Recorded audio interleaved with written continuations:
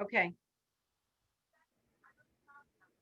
Okay, good evening. Welcome to the Jersey City Zoning Board of Adjustment. This is our regularly scheduled meeting on October 22nd, 2020. We're starting a few minutes after 6:30. We are meeting virtually in accordance with the Senator Byron M. Baer Open Public Meetings Act. Just as a notice to everyone listening in, we have a bunch of meetings over the next couple of weeks. We're going to aim as much as we can to close this meeting by 9 p.m.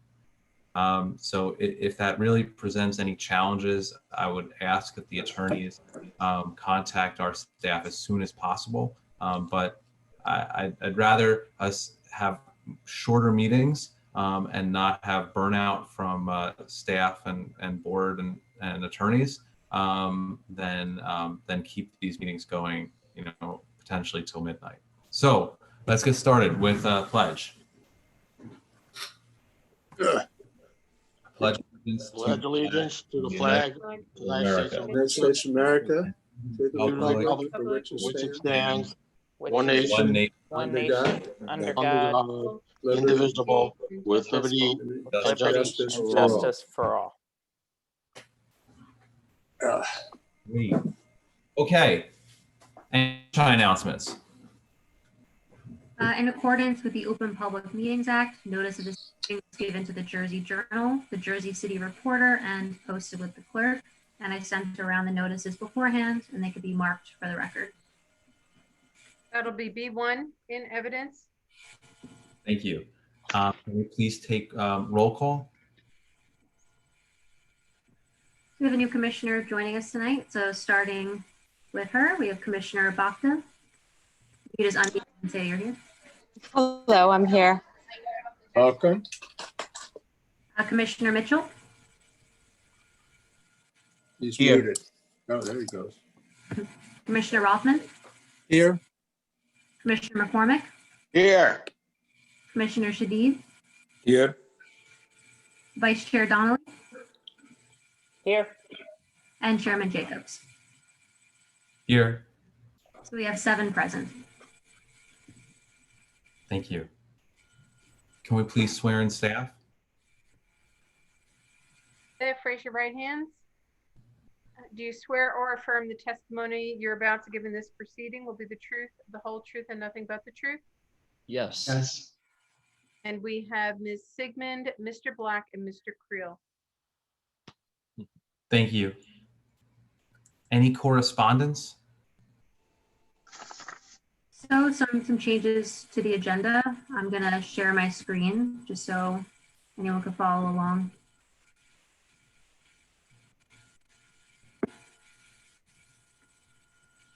Okay, can you see my screen?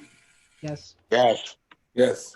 Okay, so the first case we're going to hear tonight is 79 Giles Avenue. So case Z20-062. Just so everyone's aware, we're going to start with that case.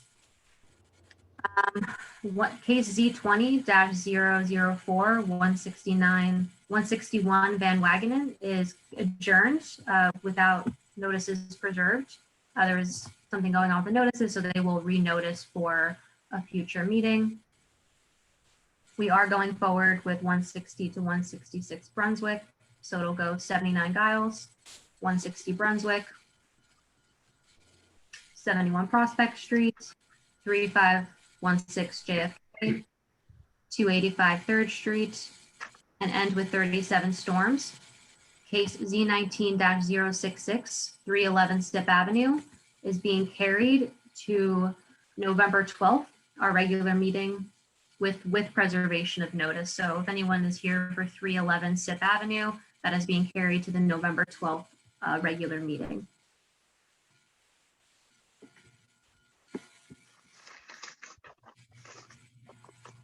That's all I have. Thanks, Lindsay. Okay, so with that, we're gonna proceed with, and are you able to pull up I don't know if it's Ms. or Mr. Pino who's appearing for case Z20-062, 79 Giles Avenue. Miss Uh, Bernadette Pino. Miss Bernadette Pino. I see Bernadette's hand raised, so I'm going to promote you to panelist. And Cameron, I also see Mel Sarkor Clinton, RA. Should I promote them as well? Yep. Yes. That is the architect. Yes. Okay, great. They're being switched over and should be able to unmute and start their video. Lindsay, was this a notice case? Did you send me these notices? They're on the. Yes, I did send them an email and they're also on the data portal. Oh, they are. Okay. So Do you- why don't we do that first, and we'll mark their notices, their affidavit and proof of service and notice of publication. We'll mark that as A1 for this application. Okay, that'll be A1 for this application in evidence. Thank you.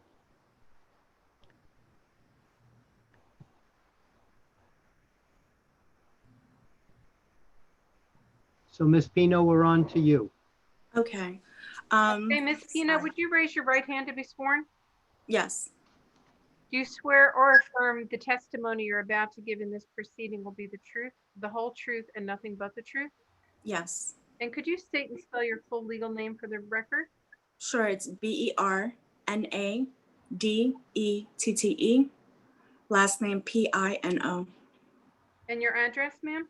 79 Giles Avenue. Great, thank you very much. So Ms. Pino, you're Yeah. agreeing to be sworn in remotely, and whatever witness you have, you're agreeing to have him sworn in remotely. Is that correct? Yes. Yes. Okay, go right ahead. Okay, so I'm here for this meeting to obtain authorization from the zoning board to amend my previous approval for a rear yard 3-story addition to the presently existing building. The amendment will reduce the originally approved expansion and reorient the windows and rear door. Reducing the square footage of the expansion is committing a lesser variance. No change to material will occur. The vinyl siding for the exterior of the addition will remain the same as in my initial application. The floor plan was reconfigured to place the 2 bedrooms on each floor towards the rear of the building and place the living room and kitchen towards the front of the building with an open modern concept. In order to place the 2 bedrooms towards the rear of the property, the width of the originally approved addition will have to be reduced to place windows large enough to allow plenty of natural light for the 2nd bedroom. This floor layout is modern and will allow more space to make the apartments comfortable to live in. With the bedrooms towards the back, street noise will not be an issue. The plans were drawn and provided by my architect, Mel Sarkor. Mr. Sarkor, would you raise your right hand to be sworn and unmute yourself, please? Yes. Do you swear or affirm the testimony you're about to give in this proceeding will be the truth, the whole truth, and nothing but the truth? I do. Could you state and spell your full legal name for the record? My name is Mel Sarkor Clinton. It's MELSARKOR Clinton, CLINTON. Thank you. And may I go ahead and share my screen? Yes. Thank you.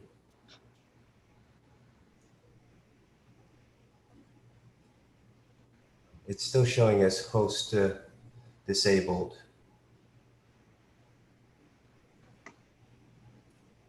Give it a try now. Sorry about that. All right, thank you.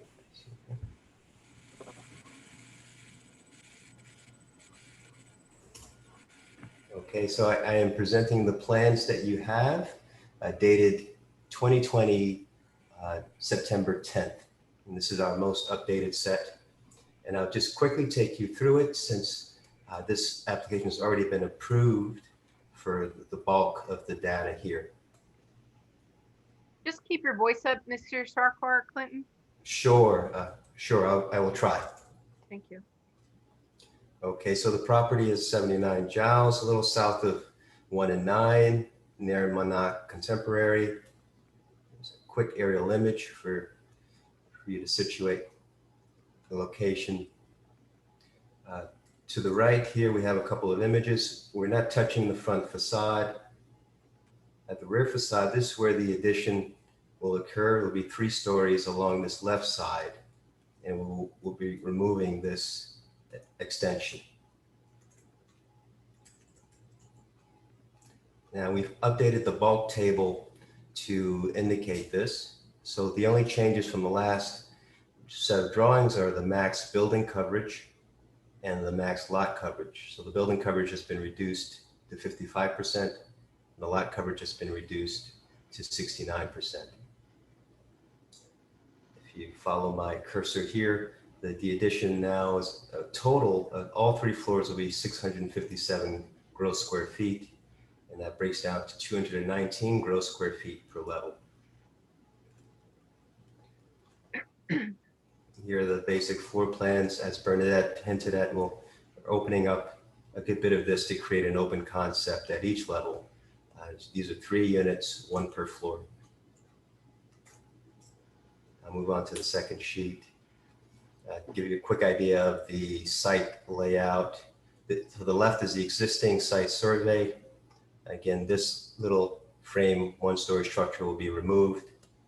And if you look to the drawing number 2, we're adding the 3-story extension where my cursor is. This application reduces the size of the addition. So now it's only 13 feet in width. We're keeping the depth per the last set of drawings, 16.8 feet. And to the left of it is a patio.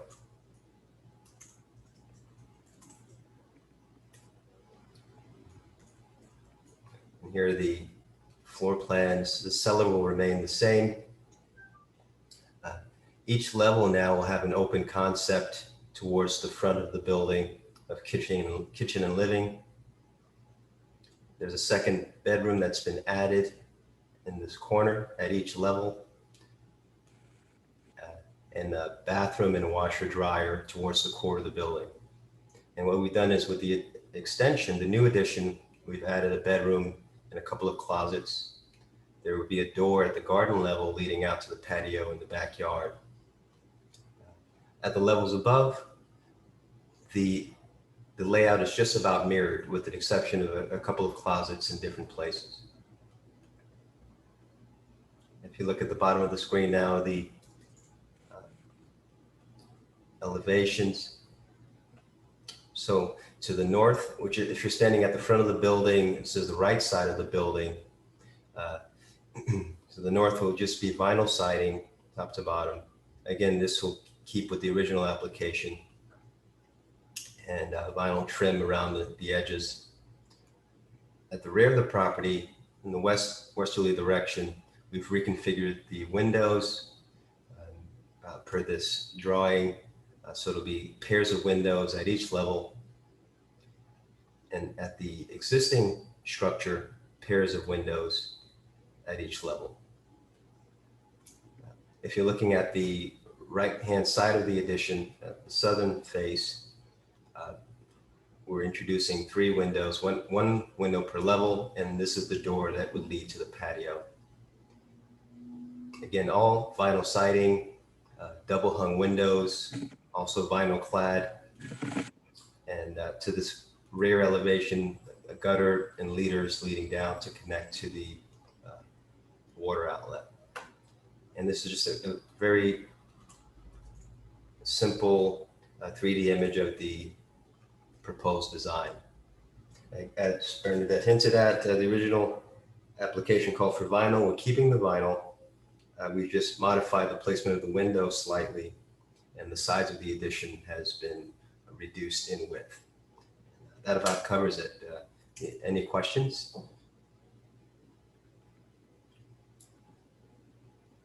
Should I stop the share at this Does time? anyone have any questions?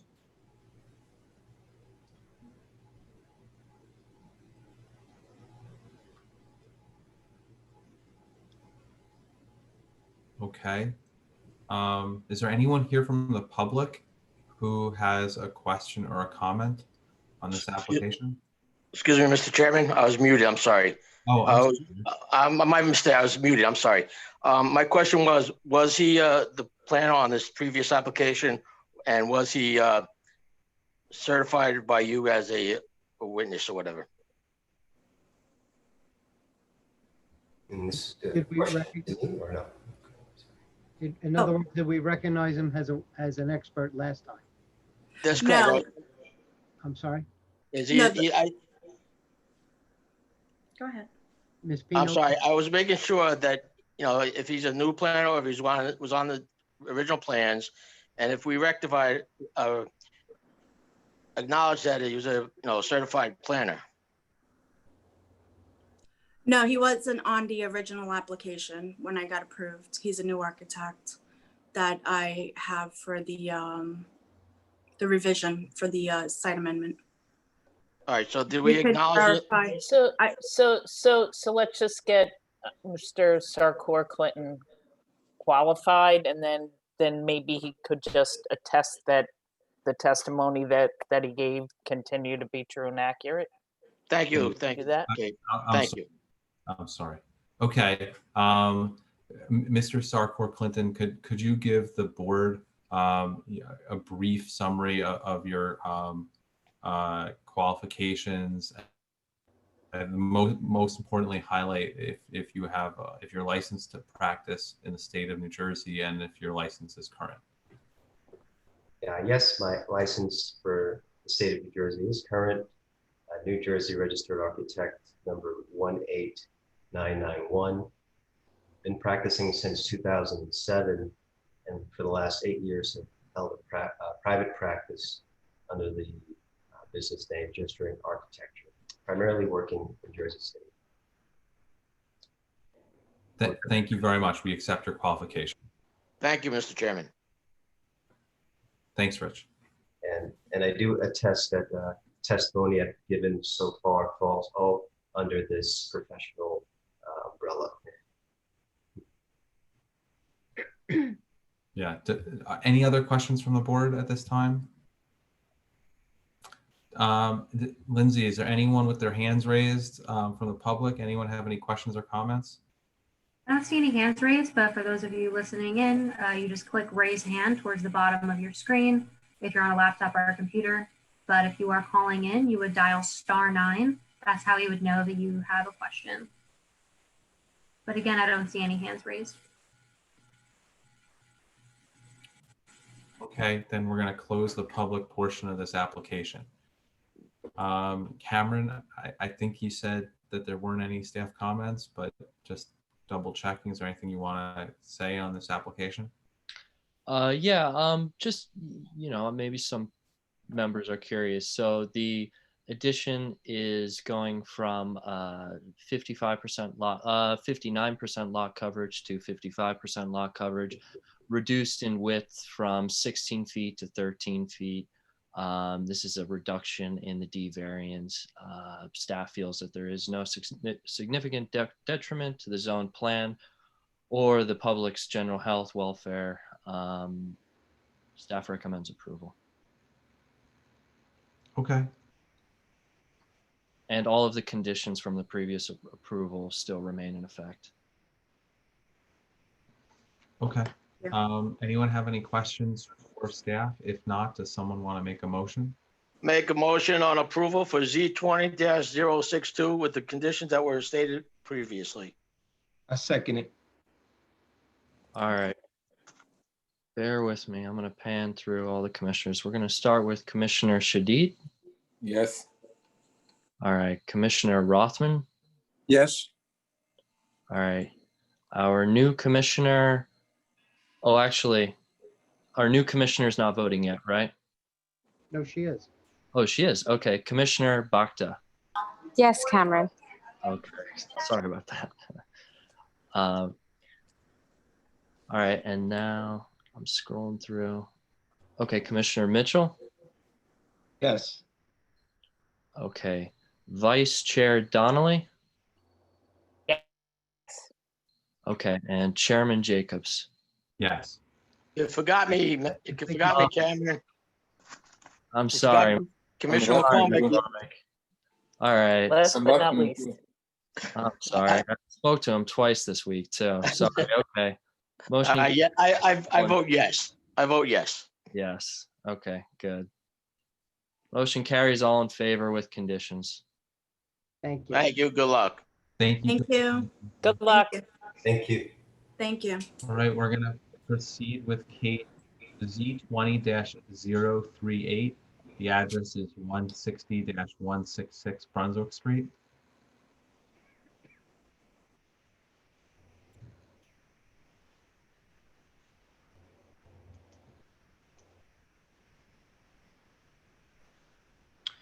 Good evening, commissioners. For the record, Tom Lean of Connell Foley. I just want to make sure, was my architect Russ Bodner promoted?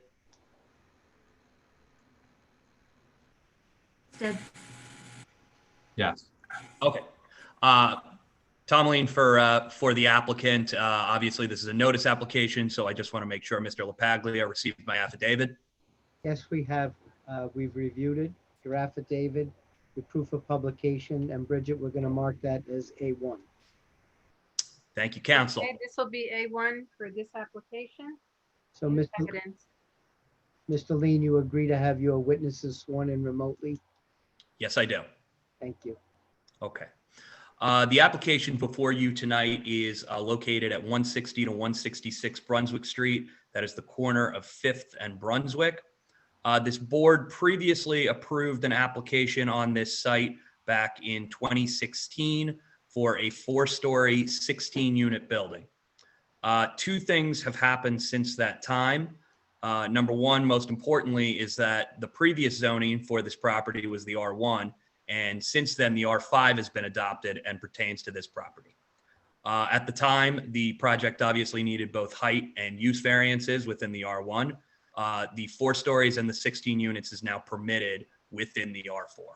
If this were filed as a new application, or excuse me, within the R5. If this were filed as a new application, it would actually be a planning board application. But the reason it's before you this evening is because you retain jurisdiction per the MLUL. The other thing that has changed since then is that a new developer purchased the property and thus the underlying approval. And doing so, changed architects and also changed some of the ideas for the project. Most of them relate to facade and visual changes to the material changes to the project. There are a couple additions. We are adding a new roof deck, but the overall height of the building and the overall height of the rooftop appurtenances are actually being lowered. All the other changes we're proposing this evening are permitted under the land development ordinance. I have one witness this evening. It's architect Russ Bodner. I'm going to quickly have him run through the changes. But for the most part, the building is now more in compliance than when the board approved it originally back in 2016.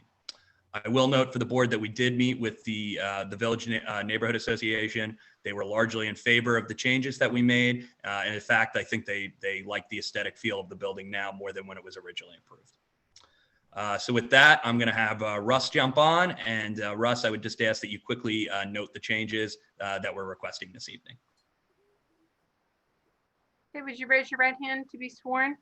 Do you swear or affirm the testimony you're about to give in this proceeding will be the truth, the whole truth, and nothing but the truth? Yes, I do.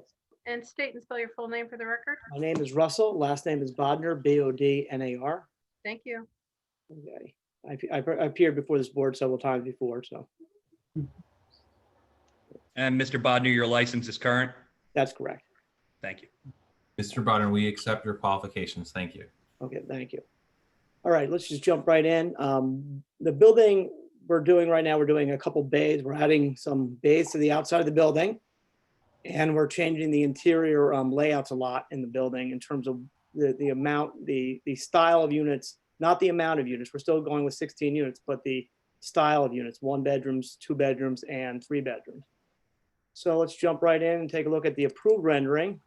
If you could see, yeah, I can get to share the screen. Here you go. And share. Can you see the screen? Can you see the approved rendering? Correct? Yes. Yeah. Yes. Okay. The approved rendering looked like this. This is what the approval that was already done. We have changed the building to look a little bit more historic in nature. We're out just outside the historic zone. So our new rendering is, proposed rendering is going to look like this. So again, this is on the corner of 5th. 5th is this street here, and this is Brunswick here. Like you can see here, we added these 2 bays on Brunswick. We added the bay on 5th Street as well.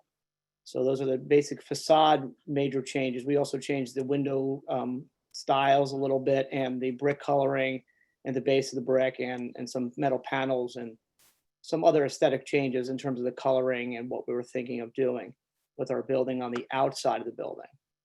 All right, so that's what we're doing on the outside. Here's a comparison set of what was approved originally. Here, let's go up to the beginning of the building. And this is what I'm proposing for the layout. We have 9 parking spaces on the first level, which were already existing, and we're staying with the 9. But on the first level, there was a 2-bedroom, and we're doing a 3-bedroom that's 1,762 square feet. We also added this vestibule. There was a vestibule in the building, but it was an open vestibule. We enclosed the vestibule by adding this door to it. So we enclosed the vestibule, and we relocated some mechanical rooms around. If you can see here, this was the original approved layout, and this is what they had here. They had mechanical room over here, a bigger utility than I really need over here, and a little storage room back in here, and here's a 2-bedroom on this side. So we go back down to the next level. This is what we're doing here. Again, we're doing the decks. I mean the balconies on 5th. The balconies again on Brunswick as well. These 2. We have 1, 2, 3 2-bedroom apartments facing Brunswick and 5th. We have the 2 1-bedrooms facing the shared alleyway. That's along that part of the property. On their plans, the original plans, they had 1 2-bedroom, and the rest were very large 1-bedrooms. So there used to be 12 1-bedrooms and 4 2-bedrooms. And now we're proposing 1 3-bedroom, 9 2-bedrooms, and only 6 1-bedrooms. So we rearranged the building quite a bit. Here's what we're doing on the roof. We have an 1,890 square foot roof deck that we have here in the middle of the building. I'm trying to keep it away from the property edges. So that'll be our amenity space area. They did actually have an approved roof deck on the original one, which is actually larger than ours. So we're actually reducing our roof deck from, they had 2,000 plus square feet, and we reduced it to 1,890 square feet. So we did reduce that slightly, and we also did change our top of our roofs here as well. We have the roof appurtenances are not as tall as the original approved roof appurtenances. We're a little taller than ours. As you can see here again, here's the Brunswick Street elevation. That's what we're proposing. Here is the 5th Street elevation, what we're proposing. And here's what they were proposing on the 5th Street side. And you can see the roof appurtenance, they had a little much higher roof appurtenance for some reason for the elevator. I don't know why they were doing that. They must not be using a machine roomless one on their original plan. And again, here's the side of our building that's really connected to the neighboring building. As you can see here, here's the connection to the neighboring building. Here's some panels that we have here that are not areas that are not connected to the neighboring building. So again, here is the alleyway, south alleyway side. We changed some windows to make these more like a Juliet like balcony type looking door, but it's really just a door. There's no balcony there. It's just a door with a railing. So if somebody wants to open it up and get a little bit more feel to be more outside, we thought that would be a nicer feel. So again, here is their Brunswick side elevation. And here again, here's their alleyway elevation. It's a little bit less modern, that our project and their project that they're proposing. I feel like that's pretty much all the changes to our design. The basic main things again were just the bay windows that were the bay style extensions we're putting on Brunswick and also on 5th, and the rearrangement of the apartments in terms of what we're doing in terms of smaller 1-bedrooms, because our 1-bedrooms are about 680 square feet to 700 to 800 square feet, and their 1-bedrooms were like 900 to almost 1,000 square feet. but we gained a lot of 2 bedrooms by reconfiguring this layout a little bit by giving us the 2 bedrooms here and the 2 bedrooms here, and moving the stair in gave us a 2 bedroom on this location as well. So just some minor changes in terms of the plan. We feel like gave us a better overall building of what we're trying to do here. Any questions?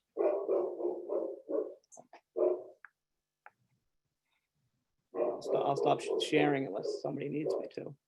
Any questions, anyone? I have a question. Yeah. I remember this application originally, and I believe they were going to be building on both sides of the alleyway. So I don't know, Russ, if I missed something in your presentation. Is that part of the new owner's plan, or Actually, they already they're building right now the original one part of the building on the other side of the street, and they sold off this section. Gotcha. Thank you. Appreciate that.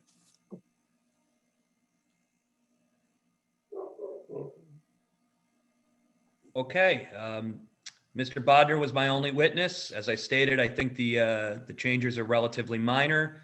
This is really just a new developer putting their vision for the project on it. We're not asking for any D variances. And again, the project is now more in conformity than when we originally came before the board. Okay. Is anyone here from the public that has any questions or comments? I don't see any hands raised. Let's close the public part of this application. Staff, any comments? Just that with this proposed amendment, the density, the parking, the bulk of the structure, as you heard, remains the same as the prior approval. So staff recommends approval with the condition that the conditions tied to the prior approval remain. In addition, the architect of record, Mr. Bodner, shall be retained through construction. The street trees shall be installed in accordance with the Jersey City forestry standards. I don't believe these standards were adopted with the original approval, so the tree pits should be installed with those standards. And again, staff recommends approval with those conditions. And we accept those conditions. Okay. And I mean, this was an application that was before us before. Does anyone have any questions? And if not, does anyone want to make a motion? Make a motion on Z20-038 for approval with staff conditions prior and to the new ones that were additionally added tonight. Second. All right, Commissioner Bakta.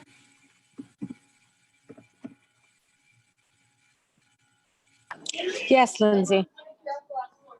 Commissioner Mitchell, Yes. Commissioner Rothman, Yes. Commissioner McCormick, Yes. Commissioner Shadid, Yes. Vice Chair Donnelly, Yes. and Chairman Jacobs. Yes. Motion carries all in favor with conditions. Thank you very much, everyone. Thank you. Thank you. Good luck. Thank you. Good luck. Good luck. So now we're going to proceed with case.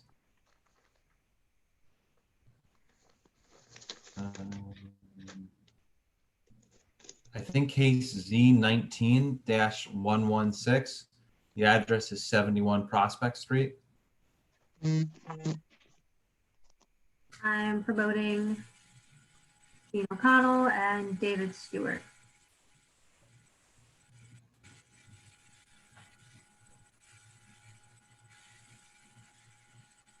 At least I believe Eugene is Eugene O'Connell. Bridget, before we get started, why don't we mark Mr. O'Connell's notices, his affidavit, and his proof of service? Let's mark that as A1. Okay, this will be A1 for this application. In evidence. And Mr. O'Connell, before you get started, you agree to swear in your witnesses remotely? You're muted. All right, yes. Great, thank you. All right, thank you, Mr. LaPaglia. as Lindsay said, this is we're in an R1 zone. It's a two family home. We want to increase one unit inside the home. We want to demolish a garage on the site, which will allow us to provide 2 off-street parking spaces. I have one witness tonight, David Stewart. He is a licensed architect. He's also the owner of the property. So we could get David sworn in, supply his qualifications. He was promoted to panelist. David, you are able to turn on your video and you're able to share your screen. Oh, there you are. Okay. All Here, right, I'll- raise your right hand to be sworn. Do you Okay. swear or affirm the testimony you're about to give in this proceeding will be the truth, the whole truth, and nothing but the truth? I do. State and spell your full name, please. My name is David J. Stewart, DAVID JSTUART. Thank you. And thank you, Mr. Stewart. Can you just give us your educational qualifications and your license architect information? Sure. I have a master's in architecture. I've been practicing architecture for approximately 30 years, the last 25 years in the New York City metropolitan area. And I have given testimony in front of New York City Zoning Board, as well as some New Jersey municipalities. I am a licensed architect in New York and New Jersey, and my license is current. For my expert. Thank you. We accept your qualifications. All right, thank you. All right, so I will share my screen.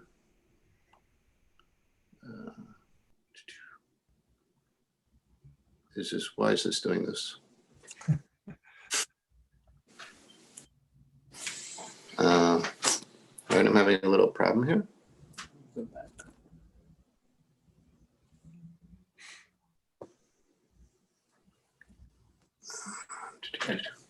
Now, can folks see my screen?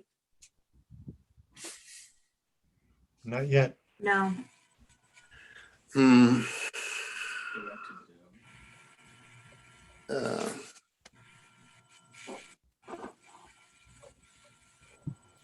Not sure why. If I share content screen, what is this? Everything on the screen, including will be start recording.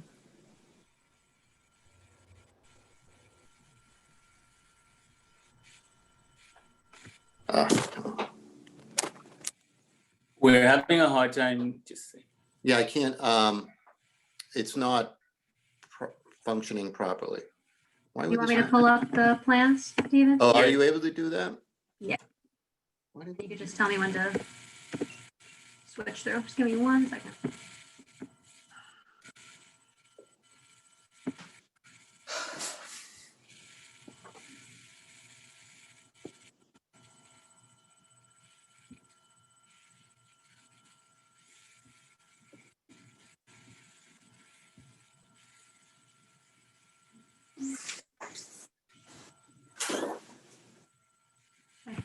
Can everyone see my screen? Yes, I can. Thank you, Lindsay. All right, so if I could give a quick introduction. What we are seeking, thank you for this opportunity. And what we are seeking is a D variance and a C variance. The D variance is for the use. This is an R1 zone. As you can see, the project is located in the Heights neighborhood. It's on the corner of Baldwin and Prospect Street. Lindsay, if you could move to the next one, please. Thank you. This is just an overall plan of the neighborhood to give you some context for this.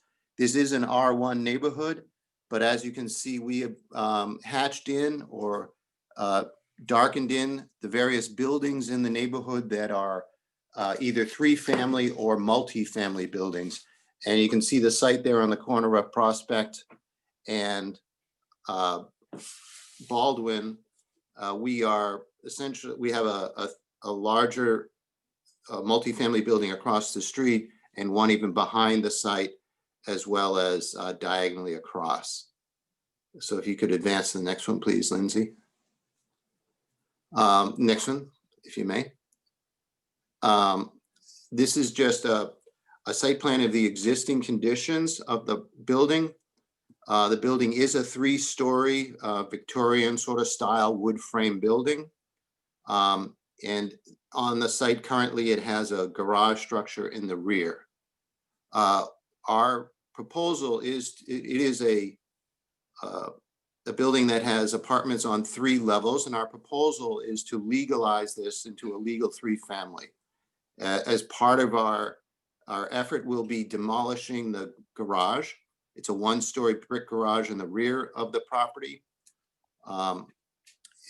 In demoing the garage, which has no real utility, we are able to increase the outdoor planted area and open space on the site, as well. It enables us to create an additional parking space. There's currently 1 parking space on the site. If you go to the next one, please, Lindsay. This is just an illustration of some of the changes that will result with the garage demoed. The hatched areas indicate some of the additional planted areas and the additional 2 parking spaces to the rear of the structure, but entering off of Baldwin. As you can see, also, we would like to introduce some additional street plantings. Our intention is to add 3 street plantings around the site, on the corner site. If you could advance to the next one, please. Thank you. This is just some quick illustration of the interiors of the building. Again, these are 2-bedroom apartments. The work we've done has largely been to improve the quality of these apartments with new appliances, new flooring, repairing various systems. We've made no significant changes to the interior of the building, and it's our intention not to enlarge this building. Currently, the way it is structured, it has 3 apartments on 3 levels, and our intention is to make this legal, which, given the R1 zone, would require us to do a D1 variance. If you could advance to the next, please. These are just some more additional plans. There are, again, 3 stories and a roof. We're doing nothing. We're putting no structures on the roof. We're not increasing the height of the building. We're not enlarging the coverage or the footprint. We will be having to add certain fire escape elements for conformance to the 3-family regulations. If you could advance to the next one, please. And then this is just some drawings and illustrations of the elevations. Again, the building is a Queen Anne style Victorian. It is clad currently in a metal siding. It's sort of an older aluminum siding. It's actually of pretty good quality, so we will be retaining that. There are some areas of the building that have a vinyl siding, the rear portion of the building, and we would like to remove that and put a wood or more historically appropriate material. The building is not technically a historic building. It is less than 150 years old, but our intention is to bring back the sort of Queen Anne character of the building that is currently sort of hidden with the cladding. We'll be removing certain areas of cladding for the architectural banding of the building, opening up some of the details, hoping to reconstruct those details, and to paint the building in an appropriate manner, replacing railings and other moves like that. So that's just an overall look of the project. Just to speak quickly to the justifications for our variance. We believe that this variance, if you could go back to the prior one, I think that's a better image. Yes, thank you. We believe that this variance would be within the overall intent of the R1 zoning. This is an older building. It has historically been used as a 3-family in the past. We have found through examining tax records. We are making no changes to the bulk of the building. In fact, we are reducing the overall coverage on the site with the elimination of the garage structure. And any sort of conditions that are non-conforming in the current state of the building, we're not going to make any worse. And we think the removing the garage would be an overall improvement. As we've mentioned, we think that it keeps into the character of the R1. This still is a sort of an appropriately scaled and an appropriately bulk of a building for this area. We believe that our zoning, our variance action would not cause any detrimental impact to any of our neighbors in terms of their property values or quality of life. Again, this because the building form is remaining. In fact, we hope that by improving the exterior quality and architectural character of the building, that perhaps it would be a benefit to the community. And then we are not doing this out of any hardship. We're not making any hardship claim. And we believe that sort of within an environmental context, to add the additional plantings around the site, to remove the garage and create more open space, to introduce the street trees would all be a benefit to the neighborhood in terms of environmental qualities. And then the other variance that we're seeking, maybe if you could just move back on this, Lindsay, to the site plan, moving in the other direction. Yes, this will explain it. Thank you. So we are looking for a C variance, and this is for the compact parking size. Currently, you can fit one car in the sort of rear yard that exists between the house and the garage. By removing the access to the garage, we're able to fit 2 parking spaces. It is a confined site, largely because of the way they laid out Baldwin after the house was built. And but we think that in requesting this variance, that the opportunity to provide on-site parking in the Heights neighborhood, where there is a tremendous demand for street parking and quite a burden for folks to find parking, that this small move helps to relieve some of that burden. And so we see that as a positive aspect of our application. That's all I have to mention. So I'll entertain any questions that you have. Thank you.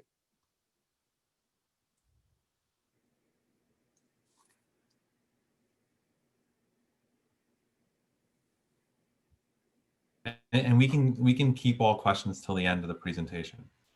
Okay. Well, I think I'm done with my. Yeah, we only have one witness tonight, Chairman, and so there's no other witnesses. Okay, thanks for confirming that. Okay, does anyone have any questions at this time?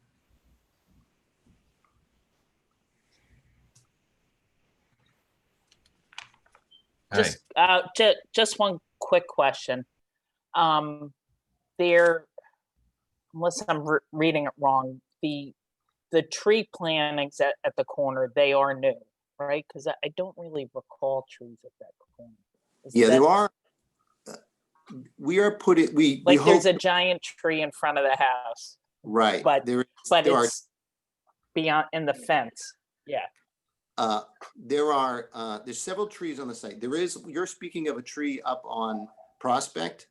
It's a large pine tree. Like yes, pine that tree. remains. Yep.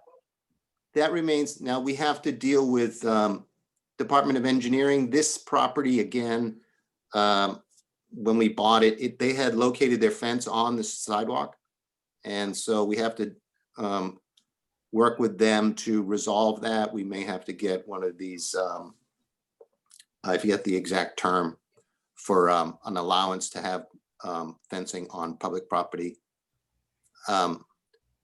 But there are 2 large buttonwoods right along Baldwin, one almost in the center of the house and one very close to the driveway. And so the 3 additional trees are are bracketing that. And then we hope to get one additional tree on Prospect. We're kind of a big fan of street trees here. Yeah, I am too, because I remember that corner, there really aren't a lot of trees. So that's nice. It's a very nice touch. Okay. Yeah, unfortunately, there aren't many on Prospect. Good.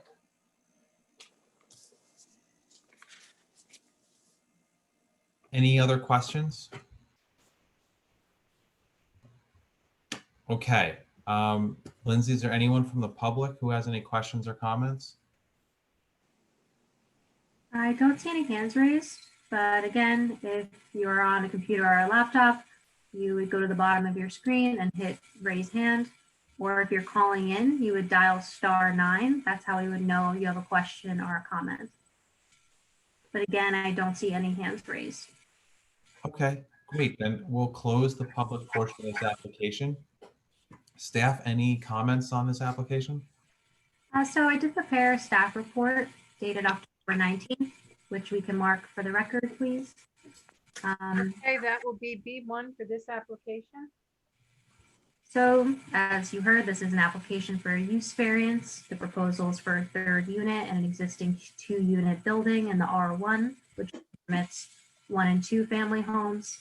So to satisfy the positive criteria, as you heard, the applicant is rehabilitating the structure, as you saw in the proposed elevations.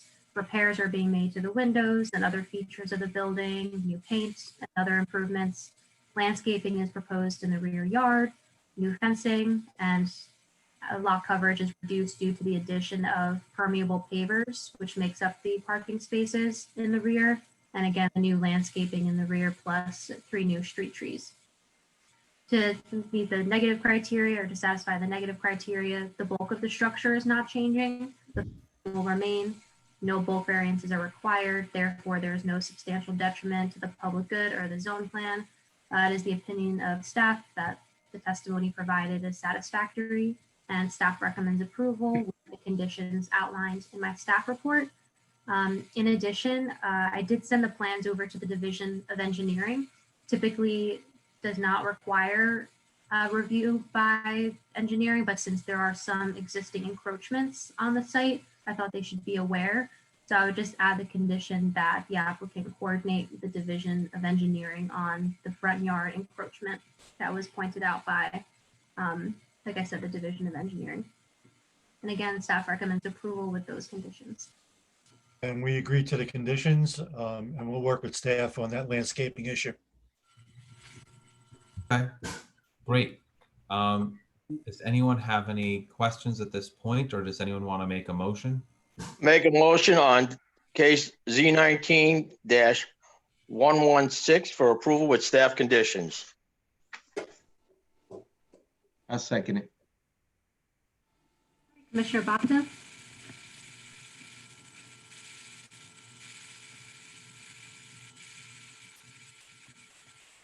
Yes. Commissioner Mitchell? Yes. Commissioner Rothman? Very pleased to vote yes.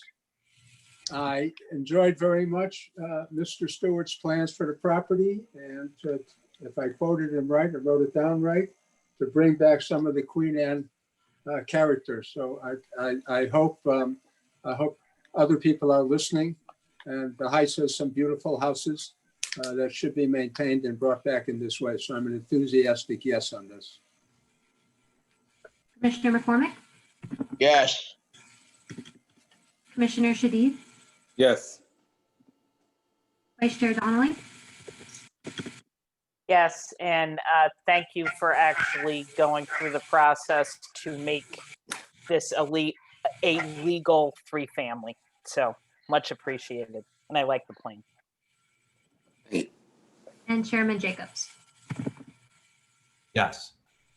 Okay, motion carries all in favor with conditions. Good luck. Thank you, commissioners. Thank you, Lindsay. Thank you very much. Thank you. Good luck. Project. Okay, we're going to proceed with case Z19-115. The address is 3516 John F. Kennedy Boulevard. I just ask that everyone here for that application, meaning the professionals, if you could just raise your hand so I can promote you to panelist. I'm promoting the attorney, Stephen Joseph now. And Charles Height I am promoting.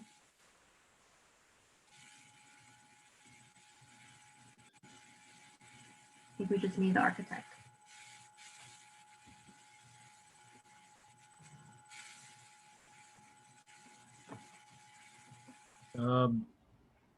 While we're waiting, can we confirm notices have been received?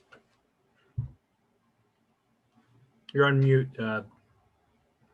Yes, we have received your notices, we've reviewed them, and your affidavit, proof of service, notice of publication. Bridget is going to mark that as A1. Wonderful. Okay, this is A1 for this application. And Mr. Joseph, you agree to have your witnesses sworn in remotely? Yes, I do. Thank you. Okay, Stephen Joseph of the Tromley Law Firm for the applicant.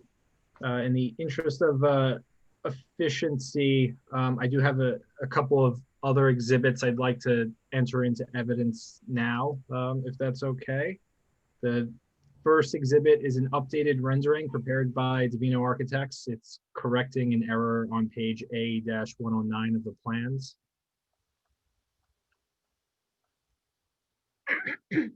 Okay, that will be A2 then, Stephen, right? Okay. Okay, The second exhibit is the MUA letter dated October 9th, 2020. okay, that will be A3. And the third exhibit is the engineering memo dated 10/21/2020. And this will be A4. Wonderful, thank you. Stephen Joseph of the Tromley Law Firm for the applicant.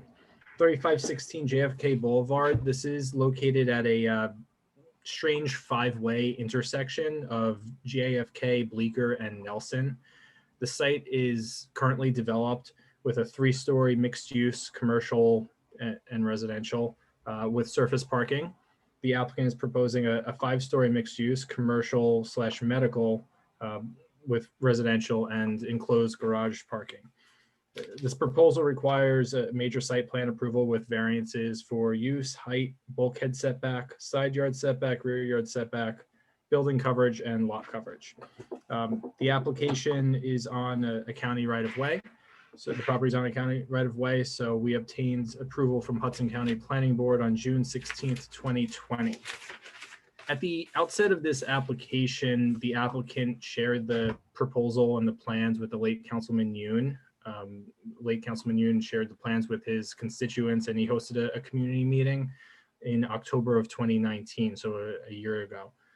My office sent out a letter to everybody within 200 feet of the property, notifying them of that meeting prior to that hearing. And last month, the applicant shared the plans and met with Councilman Sala regarding this project.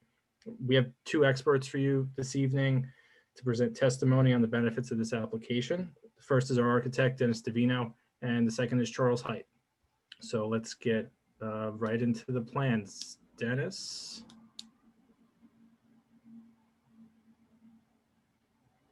Dennis, you're on mute and I can't see your screen. Got it. Oh, there you go. You got it. Yep. Okay, raise your right hand to be sworn. Do you swear or affirm the testimony you're about to give in this proceeding will be the truth, the whole truth, and nothing but the truth? I do. And please state and spell your full legal name for the record. Dennis Michael Divino, D-E-N-N-I-S, Michael, last name D-E-V-I-N-O. Thank you.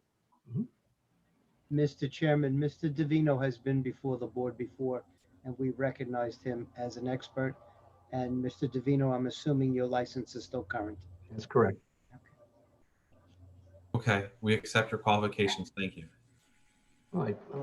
Thank the board.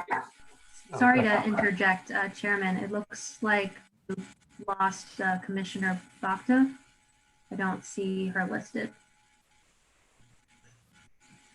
I just sent her an email, but just at this time, we only have 6 commissioners present. Can we give it a couple minutes to see if she can rejoin?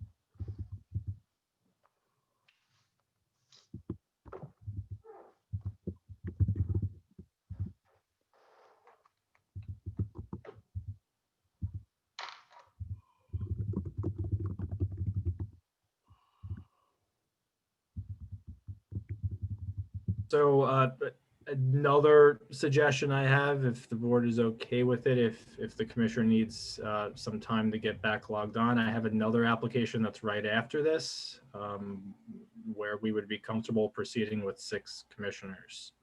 If we wanted to pause testimony here. That might not be a bad idea, Mr. Chairman. Just to keep things moving. Yeah. Sure. All right, let's do it.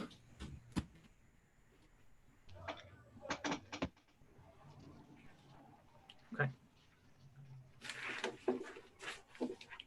So then, Mr. Joseph, you want to proceed with case Z19-051, where the applicant is Joseph Lins, L-I-N-S, 28.5 3rd Street.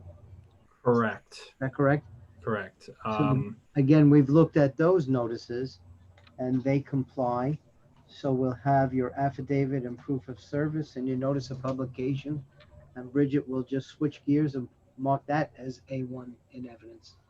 Wonderful. For a moment, this will be A1 in evidence for this application. And again, Mr. Joseph, you agree to have your witnesses for this case sworn in remotely. Yes. Yes, I do. My witnesses are Carolyn and Will. Will, if you could raise your hand. I see Carolyn has her hand up.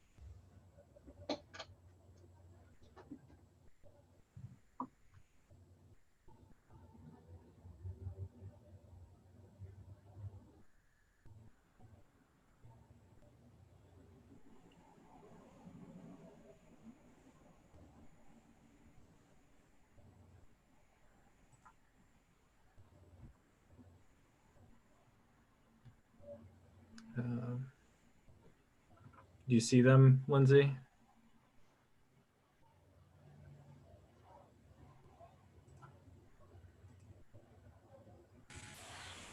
No. I see them in the attendees. Carolyn has her hand up, I think.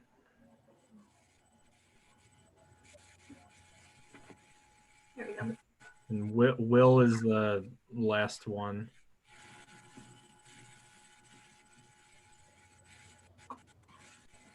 There we go. Okay. Stephen Joseph of the Tromby Law Firm for the applicant. This is 285.5 3rd Street. This property is an undersized lot located on 3rd Street, near the corner of Coles and 3rd in the historic zone. What's strange about this property is it's a vacant lot in a historic district. You don't see that too often. And my client's proposing a new 3-story, 2-family home with variances for rear yard setback, building coverage, and density. The plans note a variance for lot coverage. That's actually a typo in there. The numbers are correct, but the check mark for a variance is not. This application was presented to HPC and was approved under application number H19-531. I believe we received a certificate of appropriateness today. If we could enter that into evidence, Bridget, it was prepared by Margaret O'Neill. And you sent that over to me, Joseph? I did. I mean, Stephen? Okay, so this will be A2 in evidence for this application. Great. Thank you so much. I have 2 experts this evening, Will and Carolyn. Will, why don't we take it away? I believe Will has appeared before this board in the past, but Will, if you could confirm your license is still current. Okay, first you need to unmute and I need to swear you in. Do you swear or affirm the testimony you're about to give in this proceeding will be the truth, the whole truth, and nothing but the truth? Yes. And please state and spell your full name for the record. Sure. It's William Weckenman. Last name is Weckenmann. Thank you. Thank you.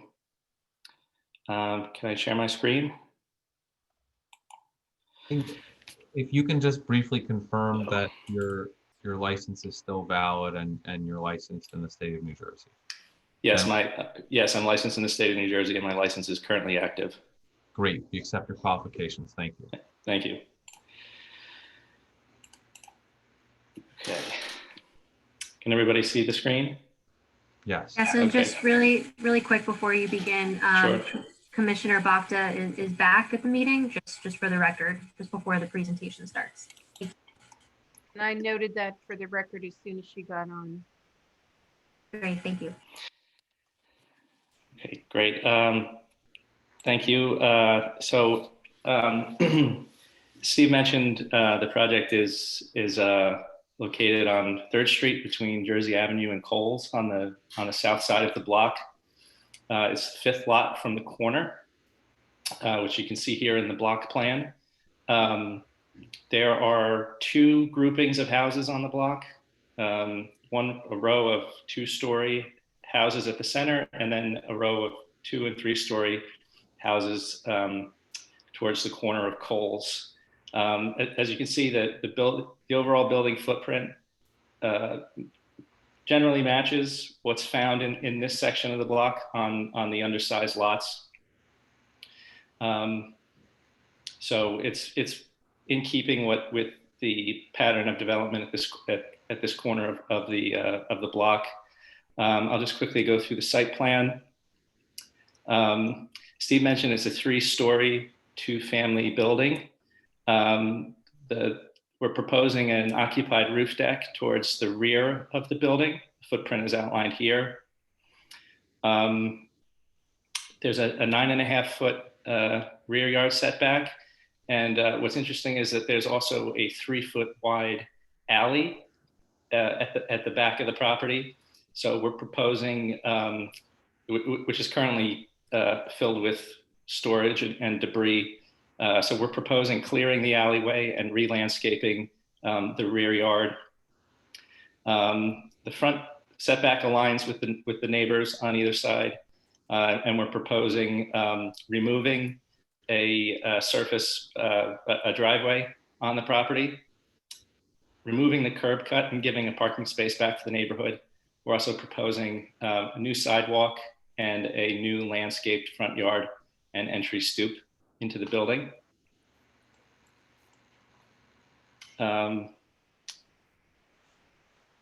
So I'll just quickly go through the floor plans. The building is located in the flood zone. So the first floor of the building is pulled up about 2 feet above grade. Many of the neighbors on the block have a garden level apartment. We would have loved to do that, but it's just not feasible given the flood zone. So as I said, the building is pulled up 2 feet above grade. There's an entry stoop in the front and a small foyer when you enter. And there's a 1-bedroom apartment on the ground floor and an owner's duplex on the top 2 floors. The ground floor apartment has a kitchen towards the front, dining area in the center, and a bedroom and a bathroom towards the rear. This unit does have access to the rear yard. The owner's duplex is a reverse living type setup with the bedrooms and bathrooms on the 2nd level. And the main living spaces, the dining room and the kitchen on the top floor. And one of the benefits of this is that we concealed the stair to the roof at the back of the building. So instead of doing a big penthouse, we pulled the rear wall of the building in and did an exterior stair to access the occupied roof deck. So the building doesn't have a typical penthouse or a big rooftop structure. The roof deck, it's pretty straightforward. It's pulled about 12 feet back from the front facade, so it's towards the rear of the building, in keeping with the standards for the historic district. These are the elevations for the project. I'll just start with the front facade. So we designed the building to tie in with some of the neighboring buildings to the west. So it's some of the design elements that we used were pulled from other buildings on the block. So it's sort of a contemporary take on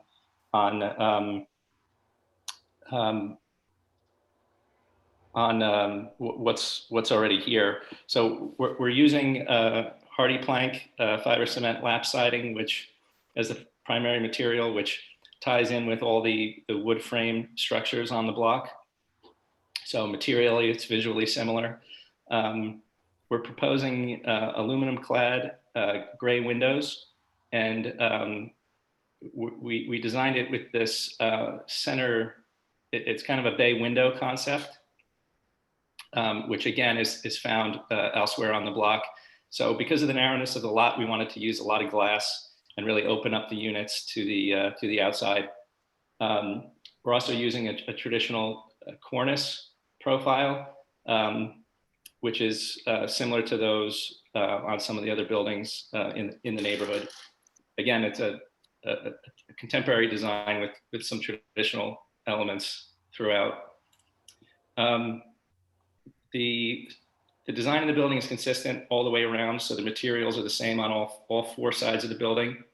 You can see the outline of the building to the west. On the west elevation, the same on the east side.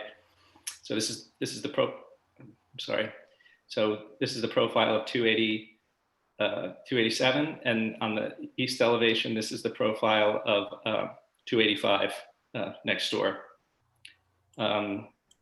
As I mentioned, the design of the building is consistent on all four sides, so the rear elevation is visually similar to the front. And as you can see here, this is the rear staircase that accesses the roof deck. We're also proposing a steel guardrail with a cable railing infill to help further minimize the appearance of the roof deck.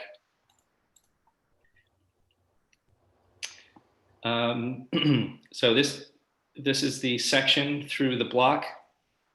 Fairly straightforward. As you can see, this is a good drawing to illustrate the rear yard. So you can see here, this is the 3-foot wide alleyway. We have the 9.5-foot rear yard setback, and then we have the additional 3.5-foot setback on the top floor. So part of the benefit of this is that as the building gets taller, it steps back, so it provides more light and air to the rear yard and to the neighbor's rear yard immediately to the west.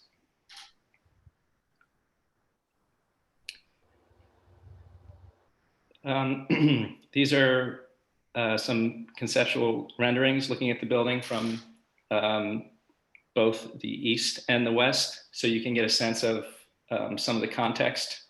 You can see the roof line of the building is visually similar to those that are found on the block. One thing that's also worth noting is we did this. We've been working on this project now for a little over 2 years, and one of the key things that we worked with Maggie and historic staff and very closely with the owner was trying to really make something that fit in with the overall streetscape of the block, both in terms of design and also in terms of the building massing. So again, pretty straightforward. And then these are just a couple of photographs of the surrounding neighborhood to provide some additional context for the project. Great. Thank you, Will. Carolyn is our planner this evening. She's going to give some brief testimony on the variances we're seeking. And if you would raise your right hand to be sworn. Do you swear or affirm the testimony you're about to give in this proceeding will be the truth, the whole truth, and nothing but the truth? I do. And please state and spell your full name for the record. Carolyn Worstel, Carolyn, Worstel, Worstell. Thank you. Okay. So if I assume your license is still current, we accept your qualifications. Thank you. It is still current. Let me, I can share my screen. We'll go back to the drawings. Share screen 2.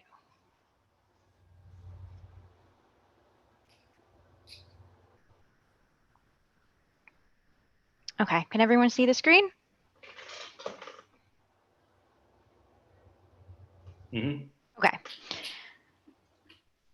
So we're going to go into the variances. The first one is we do need a D5 density variance. We are proposing a 2 family unit. However, because our lot is so small, we're only 738 square feet. We do require a density variance because we are proposing something significantly higher. I think we're about 118 dwelling units per acre when you do the math. However, it is consistent with the character of the block. There are other two-family and two families in the area, particularly within the sort of 7 little parcels that are undersized. The one in the corner is also a 2-family. Additionally, there are about 54% of the properties in the block in the H district, which are focused more here. The rest of the block is in the R5 district. But within the portion of the block that is in the H district, there are several townhouses with 2 or more units, and about 7 of those properties have densities greater than the permitted 75 dwelling units per acre. So, you know, it's not very, it is consistent with the character of the neighborhood with 1 and 2 families. It's just on a very small lot. The project site can accommodate that additional density. We are proposing 2, adequate sized units, the 1-bedroom on the ground floor and the 2-bedroom duplex on the 2nd and the 3rd floor, both having access to open space. The first floor unit having access to that rear yard, and then the duplex unit having the roof deck. No parking is permitted in the H district, and none is proposed here. And in fact, we're actually eliminating a curb cut from the front of the existing property. And in addition, the building itself has a conforming building height. The lot coverage is conforming. We're providing a conforming front yard setback and side yard setbacks as well. In addition to the density variance, we do need a couple of bulk variances, again, related to that undersized character of the lot, particularly for that rear yard. We are proposing the 9.5 feet, where 30 feet is required. But again, that's for supposing 100-foot lot depth, and we're only 52 feet. So we are, about 48% shallower than a typical lot. And the 9 feet is proportionate to the depth of property and is in character with the lot's depth, or the rear yard setbacks for the other buildings within this little section of the block. The lot to one side of us has a 0-foot rear yard setback. The one on the other side is a little bit more, but as you can see, it's pretty much in character with a typical rear yard setback for these lots. In addition, we do have that 3-foot sort of alleyway, which does provide additional separation to this property to the rear of us. Additionally, we need a building coverage variance. I have a coverage proposed of 72.4%. Again, this is related to the undersized character of the lot. We're about 2.5 times smaller than what is considered standard in the H district, which is 1,800 square feet. But we are reducing the overall lot coverage from 100% down to the 79.1%, which is conforming. So overall, the benefits of the project outweigh the detriments. We're providing a new 2-family townhome in this historic neighborhood. We're removing an existing curb cut. We'll have a new sidewalks, new curbs, landscaping, and an overall reduction of impervious coverage on this site. Granting the requested variances will advance the purposes of the municipal land use law, the use of the properties in a manner that promotes the general welfare. It will provide adequate light and air and open space to the adjacent properties, promotes the establishment of an appropriate population density, and will promote a desirable visual environment with the replacement of that vacant lot with a new townhome.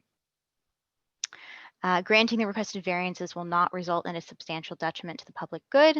We are proposing a 3-story townhome, which is within the permitted height, and it's 2 units. And we are eliminating the existing curb cut on the site. Granting the variances will also not result in a substantial detriment to the zone plan or zoning ordinance. The proposed density is similar to the intensity elsewhere on the block, and the proposed bulk variances, including the lot coverage and setbacks, are consistent with the properties along 3rd Street and will not have an adverse impact on the zone plan, zoning ordinance, or the surrounding area. So overall, the variances can be granted in that both the positive and negative criteria have been met. Great. Thank you. That concludes our direct testimony. Okay. Thank you. Does anyone have any questions? Or Ms. Worstel, was there anything else you wanted to share? I don't believe so. Okay. Okay, any questions or comments from the public?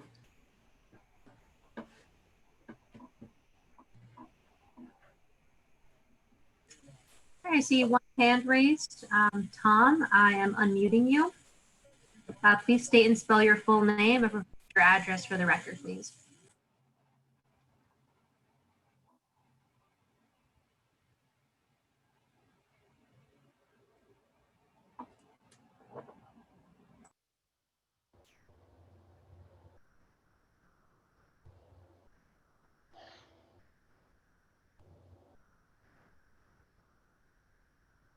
Hello, Tom. You are unmuted.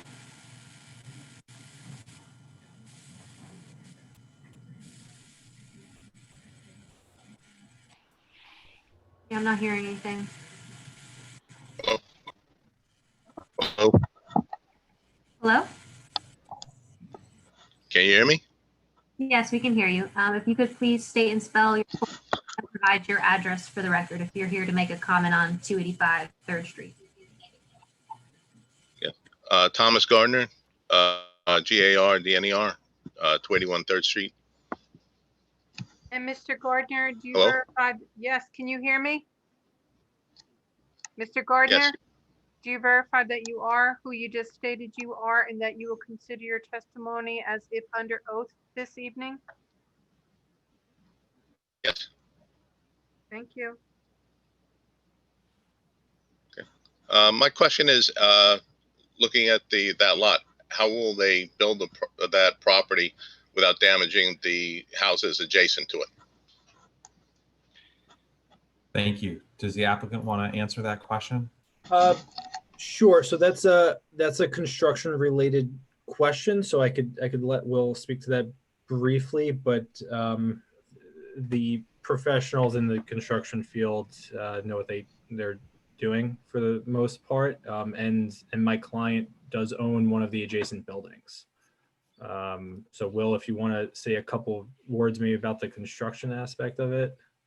Yeah, sure. So as Steve mentioned, the trick with these types of projects is the risk of potentially undermining the neighbor's foundation. We've done a lot of these types of infill projects throughout the city. So we always make sure that the design of our footings and foundations will not compromise the neighbors. As Stephen mentioned, the owner of this lot also owns the house next door, so it makes construction on that side of the property that much easier because we can access both properties. On the 287 side, we'll design our footings and foundations so that they don't exceed the depth what's next door, so we don't run the risk of undermining the foundations. We also do a very extensive pre-construction survey, noting the condition of the properties that may be affected by the work. And we also install monitors during construction to make sure that there's no movement or settlement as a result of the work that's being done. So, it's partially part of it's the design of the foundations, and then there'll just be constant oversight from our office or the structural engineer's office throughout construction to make sure that there's no damage. And Will, this is all this construction aspect is governed by other parts of the Jersey City's ordinance and regulations, correct? Yeah. Yeah, so we're not, Tom, we're not the building department. Everything that they're going to do on this application has to meet certain code requirements. And if it doesn't, it will be shut down. So it's in the applicant's best interest to make sure that they're doing everything right. But if they're not, the city has measures to make sure that is done correctly. But that is not squarely a question that we examine or that our board has expertise in looking into. However, Yeah. as an aside, I would, Tom, just recommend that before they commence construction, you talk to the construction crew and also ask for a certificate of insurance before they commence work. Yeah, and also if you have any specific, I would bring them up with Mr. Joseph, so that Mr. Joseph can make sure to work with the neighbors on addressing and alleviating any specific issues. Yeah, absolutely. Okay, any other questions or comments from the public?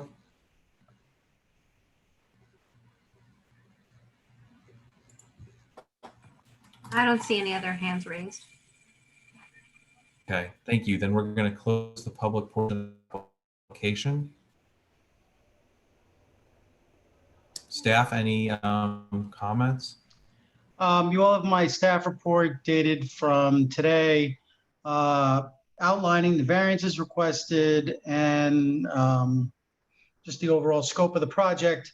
Planning agrees with the statements made by Carolyn Worstow, and that the project, basically most of the variances, if not all, are related to the size of the property. And given that it has already gotten a condition of approval from historic preservation, planning feels there's no reason why this application shouldn't go forward and be accepted. And that all of that the applicant's attorney agrees to the conditions in my staff report, and then it also adds the condition outlined by Vice Chair Donnelly previously. The applicant accepts all conditions, which also includes the HPC conditions. Yeah.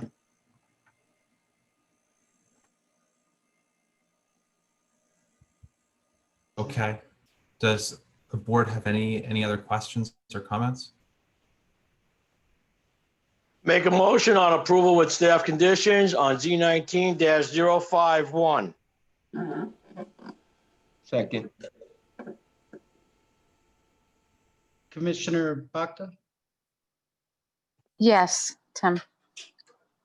Commissioner Mitchell, Yes. Commissioner McCormick, Yes. Commissioner Rothman.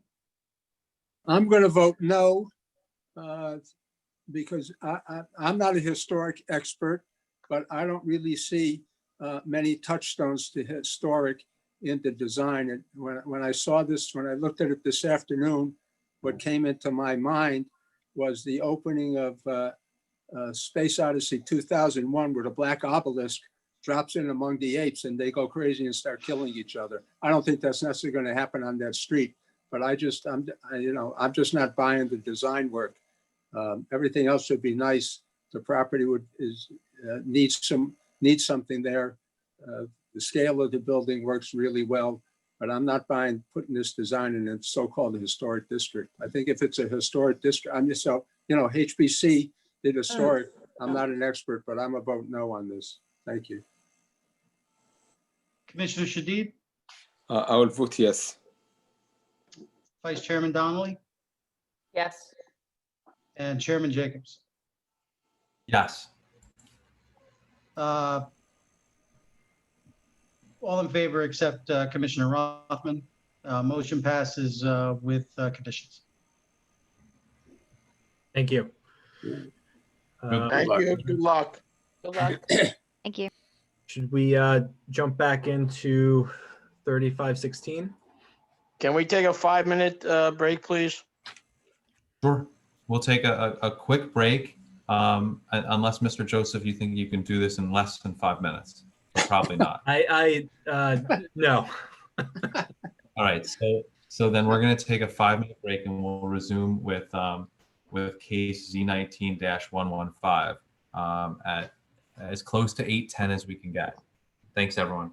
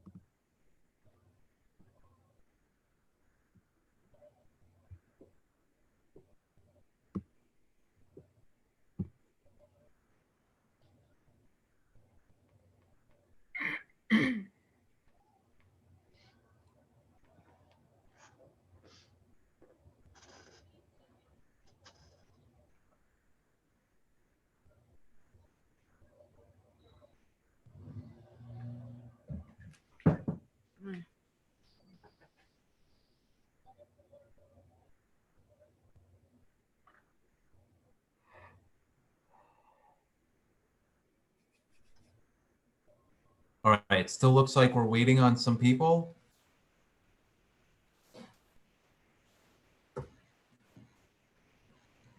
I think it's just Kate.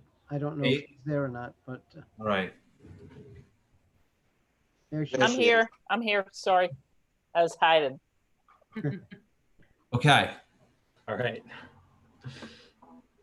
So we're back on Z19-115, Yeah. 3516 Kennedy Boulevard.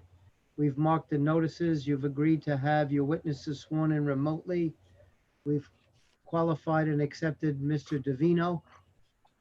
I think that's where we are when we left off. That's where we are. Let's jump right into the plans. Dennis, if you could go ahead and share your screen. All right. Thank you for hearing the application tonight. This is let me pull up the first slide. We can't see your screen yet, Dennis. Oh, all right.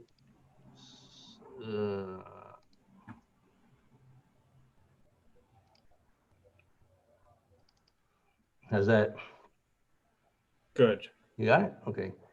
So 3516 with JFK Boulevard is presently this building here in the corner. It's a 3-story masonry and wood structure. Has no historic significance. Presently, there are residential units above and a retail or commercial space on the lower level. Dennis, I don't want to interrupt. Can you just maximize the full screen button for the?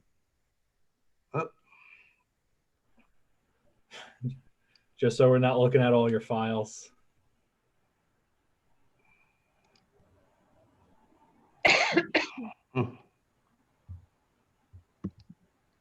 Nope, not that one.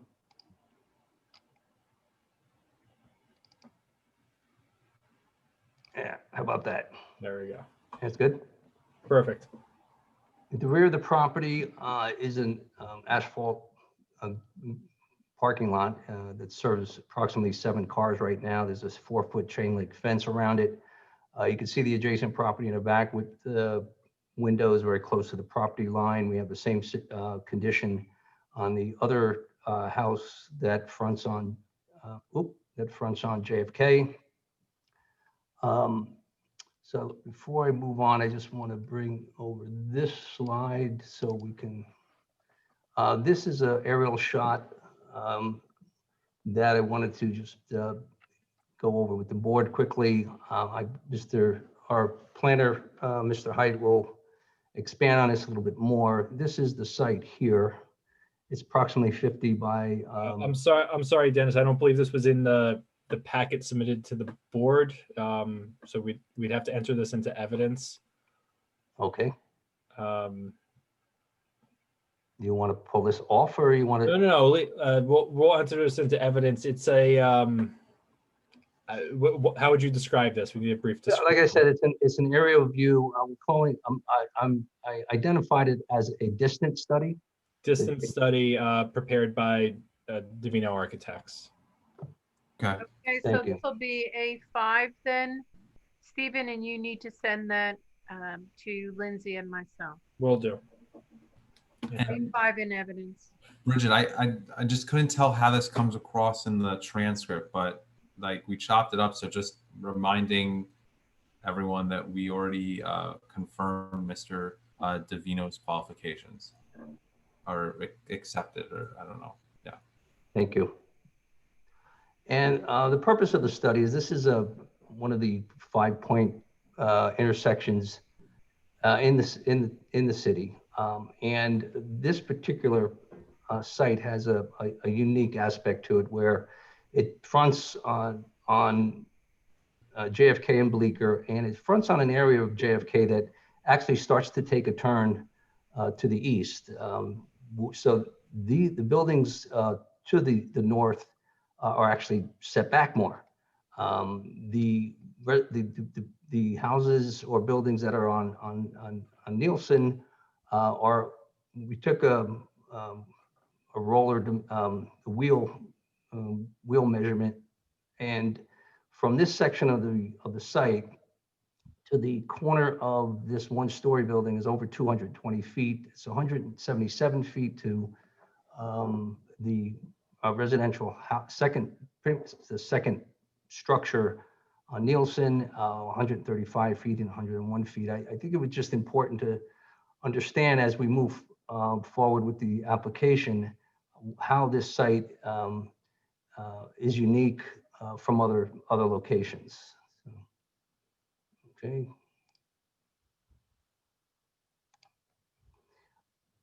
Right, second slide, again, just briefly, you can see in the aerial, or rather in the area map where it's located in reference to Bleecker and the other streets that we just reviewed. Its property is 5,741 square feet. It is 50 foot in the rear. It does angle as JFK tapers to the east. It's a little less than 50 feet at fronts on JFK. Mr. Height will review later on in the presentation the variance that we're seeking. As I mentioned before, it is a 5-story structure, 4 residential units over parking in the rear and commercial space fronting on JFK and actually at the corner of Bleecker. Existing, as I mentioned, is 7 parking spots. We're proposing 9. As to the unit count, there's a total of 16 2-bedrooms proposed, 2 bedrooms, 2 baths, 4 2-bedroom, 1 baths, and 4 1-bedroom, 1 bath, for a total of 20 units and 36 bedrooms. Oh, I'll keep doing that.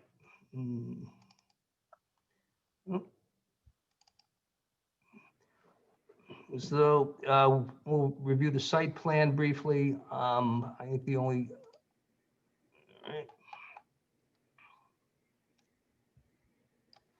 so the site plan is approximately 90, I believe it's about approximately 93% lot coverage. There's an area along this side yard that is kept 3 feet off the property line to accommodate the windows that are along this adjacent frame dwelling as well as windows along this frame dwelling. We met with the community board a while back, and the comment that we had from our adjacent neighbor here is that he wanted some setback. So he has actually an access to his building from the side of his structure. So asked that we pull the building back so he'll have, I believe we have over a 5-foot area here where he can access his structure here. So we pulled the building back there. We have approximately a 266 square foot kind of light and air section that goes up from floors 2 through 5 up to the roof. That again is to accommodate, get light and air to not just the units in the back here, but also accommodate the 2-story frame structure that has windows on the side. Another reason why we pulled the building back was so we can also have light and air and windows on this side of the building on the residential floors. I'll touch base on the roof design a little bit later. The utilities are being served from Bleecker Street. We have a sewer connection on Bleecker, a gas connection. We got a comment letter dated, I believe, October 9th from the MUA, and their recommendation was for us to actually tap into their 12-inch main that's right about here. So rather than the water, of course, drawings will be revised, rather than the water tap being on the 6-inch main here on Bleecker, it will be proposed to tap into the 12-inch main underneath the sidewalk on JFK. The street trees these are the county approved street trees and tree grates. We have not yet proposed street trees here because it's only it's an 8-foot wide sidewalk. We want to work with forestry department to get if we can maybe modify the grate along here, because again it is 8 feet wide. We'd like to put probably 3 trees along Bleecker, but we would want to do that with the consent of forestry. These are our standard details for go back a little bit. Some of the comments that we reviewed from engineering were stop signs where the stop sign wanted to be. We have a no left turn sign, and one of the comments were that those signs be on our property and not out on the sidewalk of the street, which we agree with. We could start with the first floor. So our entrance to the garage, where we have the 9 parking spots, are here in the rear. The entrance pretty much falls where the entrance to the lot occurs right now.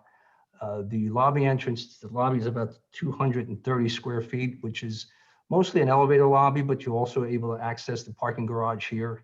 If need be, there is an access to the commercial space. And we're proposing a 60 square foot package storage room. And then behind the elevator is where the stairwell is. As I mentioned before, the commercial space wraps around Bleecker and along, let's see if I can see, along JFK.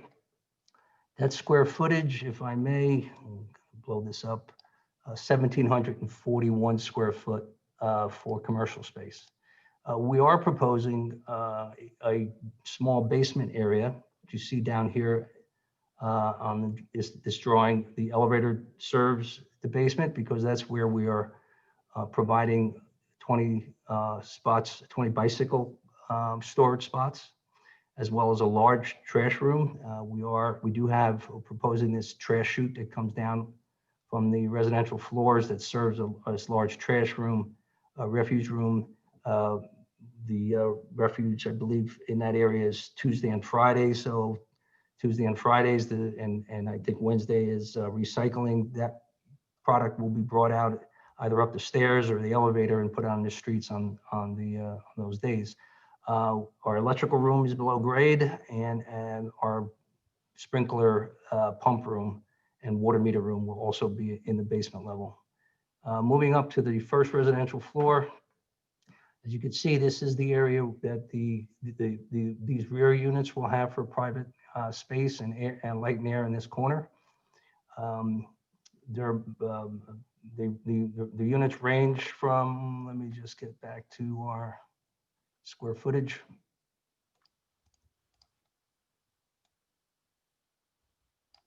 So the units range here from 587 square foot, one bedroom, to over 1,000 square foot, two bedrooms and two baths.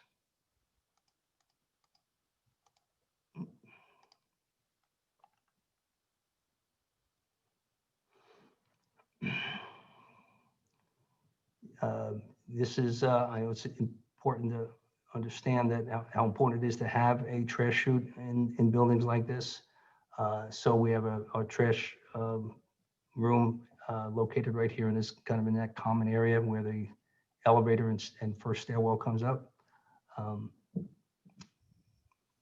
Second floor, the floor plates are similar going up the building. The only difference really is that these back units have 36 square foot extended balconies or cantilevered balconies over top of this areaway. We propose a random gray tone brick for the main part of the masonry section of the facade. When I get over to the facade, we can go over where all the materials fall. We get to the roof.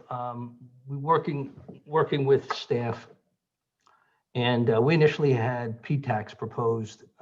Staff felt that that the board and Lindsay they were not in favor of a PTAC look with the louvers below the windows. So went back with the client, and the new proposal are the mini split systems, and we using this area and this area here for our mechanical locations.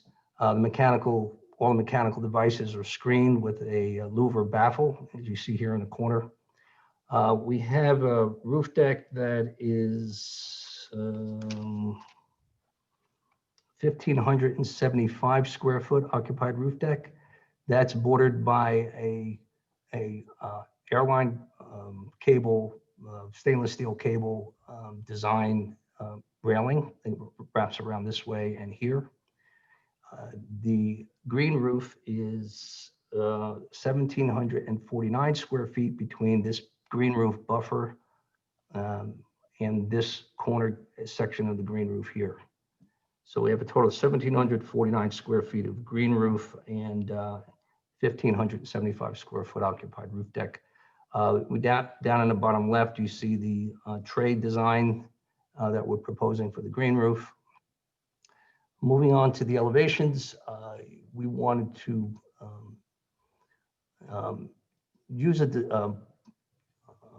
provide a design that would take the hard material of our component, the brick, and create this as if it was just the 4-story, and pull a lighter material back so the building would appear as if it were a 4-story building. We did want to bring the corner up because we felt that as we mentioned with that distance study, how important it is to express the corner of that building. So we did pull the expression of the corner of the building up. You can see the lightness of the lower level with the amount of glass along Bleecker and JFK. The materials that we're proposing along the bottom here, this is a corrugated metal with a enamel coat finish, but it's a perforated metal, so we can get some airflow through the garage area, but that's not what we're proposing actually on this adjacent side. This is a solid, same material, but a solid material, so the neighbor doesn't get car exhaust or car lights in their windows. That same material is used along this top and along this vertical design shaft. This is a darker gray. It's actually called a warm. We're using a warm stone. It's a palette that we took from Benjamin Moore. So this is we basically took the various different grays in the masonry, the brick, and we used the darker gray on the bottom and the lightest gray we can see in the brick. We use that at the top. So we have when we get over to the rendering, you can kind of see how the various different materials, as well as the various different shades of grays are working together. So that same building order happens on JFK with the 3-story block here, well, up to 4 stories rather, with that same vertical and horizontal shaft of the lighter material. The rear, let me just get the rear. We're using a hardy plank product in that areaway shaft, and as well here. And we're maintaining the brick on the side of the building, and using that corrugated metal up the upper part of the building. You can see in this elevation how the aircraft cable design is used for the railing and the bulkhead. So this is our rendering. This is the bird's eye shot from the northern side of the building. You can see where the green roof falls, and here you can start to tell, you can start to understand how the material is used to lower to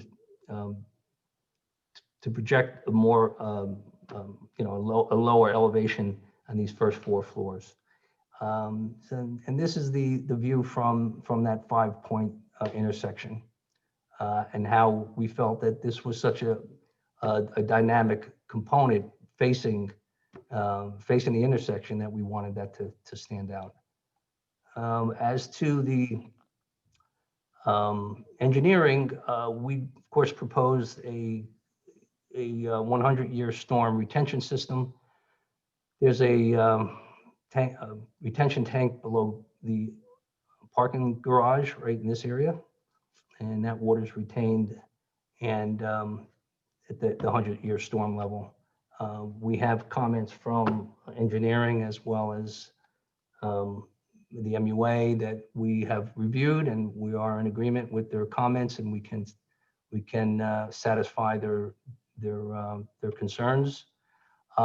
This is a profile of this was actually one of the engineer's comments, but it is shown on this C101 that they wanted the material of the pipe as well as the slope, and so that's there. These are our engineering standards, and this is of course the engineer's soil erosion and control sheet. So I think that's pretty much it for the presentation.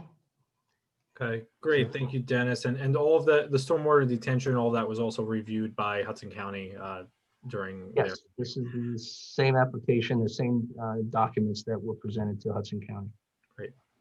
So let's jump into Charles Height, our licensed planner this evening. Hey, Charles, raise your right hand. Where'd you go? Do you solemnly swear the testimony you're about to give in this proceeding will be the truth, the whole truth, and nothing but the truth? I do. And state and spell your full name for the record. Yes, Charles Height, last name spelled H-E-Y, D as in David, T as in Thomas. Thank you. I don't see, oh, there you are, Steve. Yeah. Okay. So Charles, why don't you walk us through your direct testimony, and then we'll field some questions.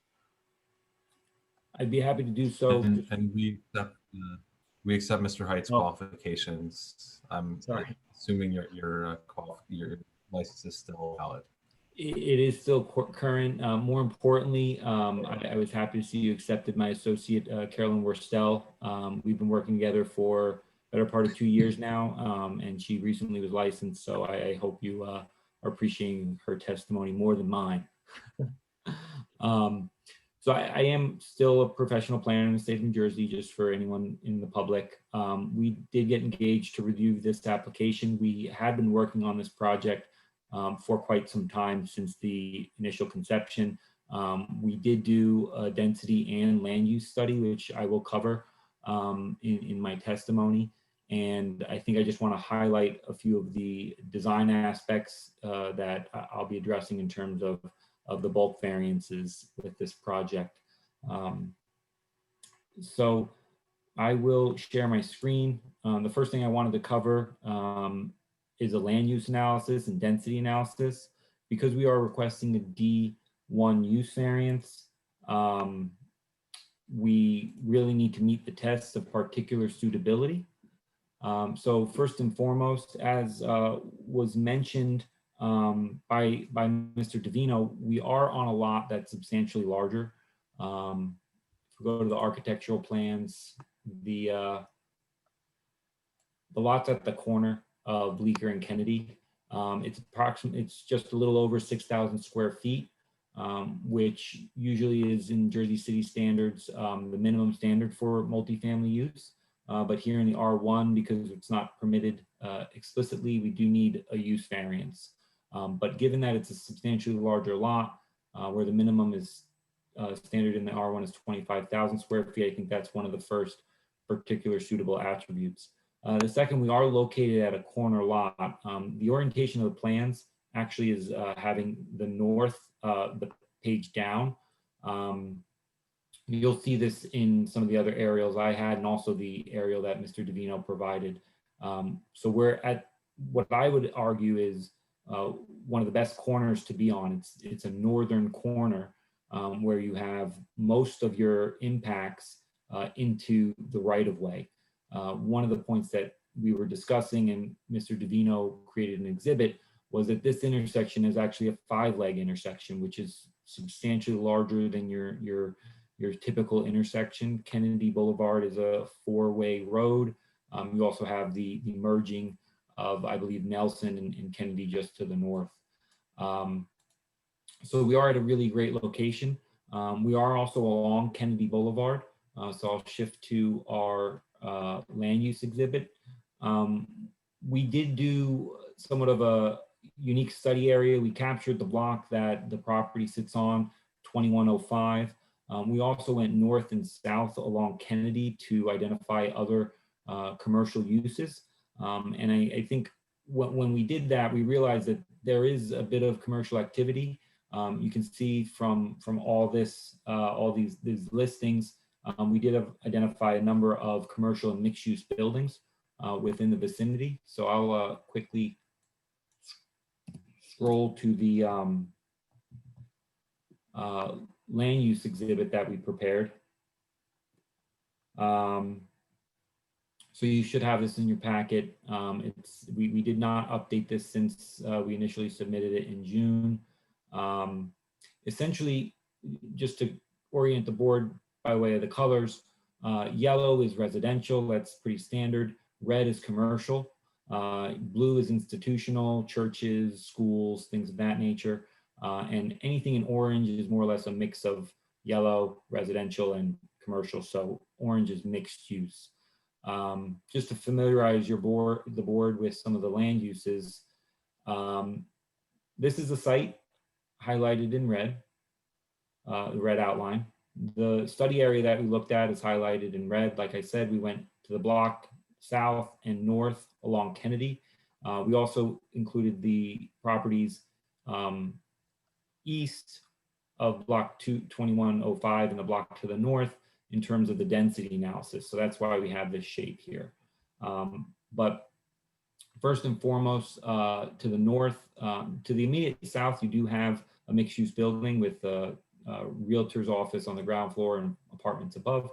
To the north, you across Bleecker Street, you have a mixed-use building followed by, the mixed-use building has a pediatrics office right at the corner, followed by another doctor's office to the north of that. There is a gasoline station, which is an automobile related use. But I think it's one of the few along Kennedy, and it does service most of the vehicles in this greater region.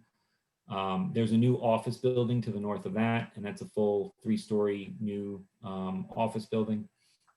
Across Kennedy, just working our way back south, is the St. Anne's Church.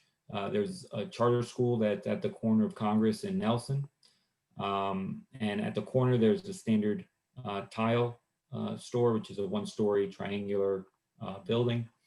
What I think is most supportive is the block to the south, which is directly across the property, has a substantial number of mixed-use buildings, and they range from stores, restaurants, different things of the community neighborhood service variety.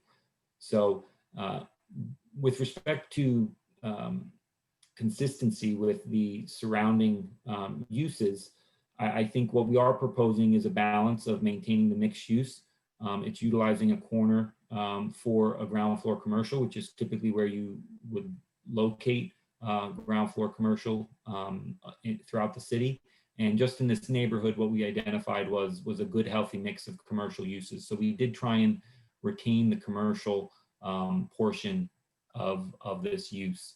I mentioned that because obviously the commercial square footage does take away from the opportunity to provide parking. So we needed to consider that balance, and I'll obviously address parking in a moment. So the other element of the use here is the residential units. So this lot's 60,000 square feet. We're proposing 20 units. Effectively, that's a density of approximately 144 units per acre. When we did our analysis, we actually did find a substantial amount of other apartment buildings and other more dense lower unit buildings. I mean, anything between 3 and 9 stories, not 9 stories, excuse me, 3 and 9 units. So you can see just on this block alone, 2105, we have 13 different multifamily buildings. One being 97 Bleecker, which is 16 units. That's mid-block on this block, and then also at the other corner is an apartment building that's. Let me find it. I can show it to you in the aerial. This corner building is also an older apartment building. So here's the 16 unit and here's the other apartment building. These both don't have any parking, and they're still been existing in this neighborhood, and are open to people seeking apartments as opposed to 1 and 2 family homes or any of the other higher dense uses. So this is our density exhibit in terms of the aerials, an aerial view. We did highlight the subject property and the surrounding properties that are multifamily.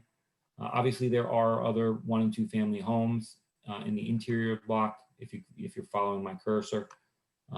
But to our point is there are existing other multifamily buildings that we would be consistent with in the neighborhood. I think that's it with respect to the use.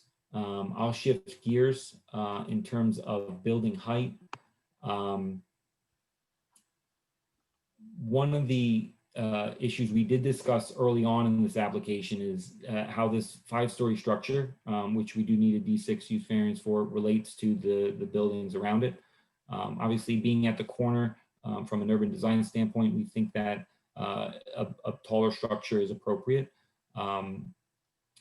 The architecture of the facade, I think, really lends itself in terms of the design to break up the facade. So here we have the west elevation along Kennedy. The ground floor obviously is related to the storefront. windows and openness. So that adds to the streetscape. It also runs the full width, the full frontage. So it really fills in the full gap. On the right-hand side, we have brickwork that captures the first 3 stories above the ground floor. So this is up to the 4th story. This element breaks up the overall facade. Between the 5-story brickwork on the northwest corner that I'm outlining now, there is another material being used to break up these 2 portions. So if you're following along, our design intent here was to step the elements of the facade. So you get to a 4-story here, a break of the 5-story with this L-shaped portion, and then the full 5-story material right at the corner to act as a visual cue in the intersection. Similar, we on the Bleecker Street. Let me get to it.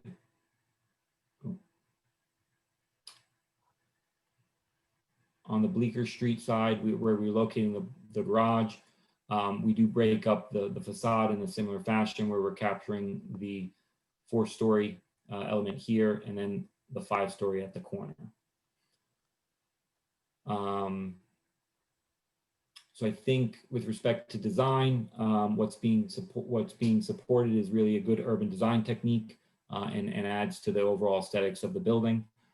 There are other 4-story apartment buildings in the area. Several of the more dense units that we observed are 4.5 stories.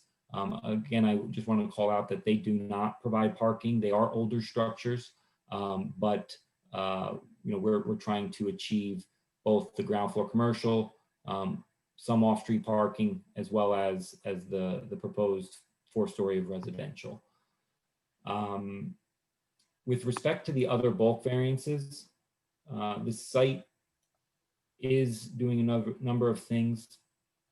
In terms of lot coverage and building coverage, we are approximately 93% building and lot coverage. So the building does take up the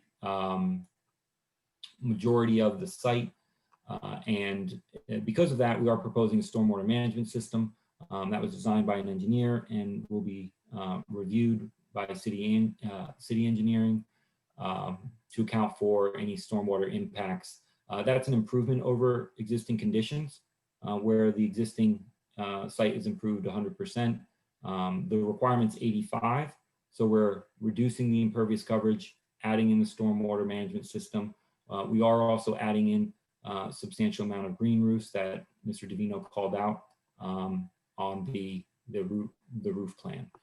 One of the other aspects is we are adding street trees, and was mentioned, we will be working with Jersey City Forestry to see if we can locate any street trees along Bleecker, but given the width, we just wanted to confirm them and have that as a condition of approval.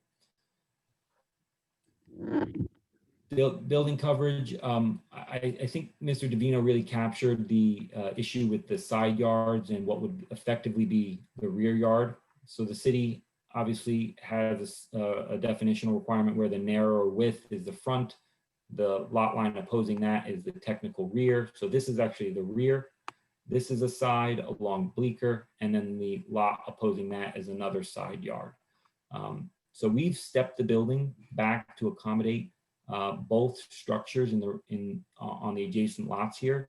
And that really was a product of having conversations early on with the neighbors through community meetings to really identify the issues. With the neighbor along Bleecker, there's a doorway that accesses their narrow, it's approximately 3 feet, maybe a little over 3 feet yard. But they asked if that could be larger to accommodate any movement of furniture or other larger items to the doorway here, and we accommodated that here. This property to the south, again, it's plan the top of the plan, but this is the property to the south. There is a pre-existing non-conforming rear yard. You can call it a cottage house. It's a two-story frame dwelling. There are windows along this shared lot line, so we stepped the building back to accommodate some light and air from that structure.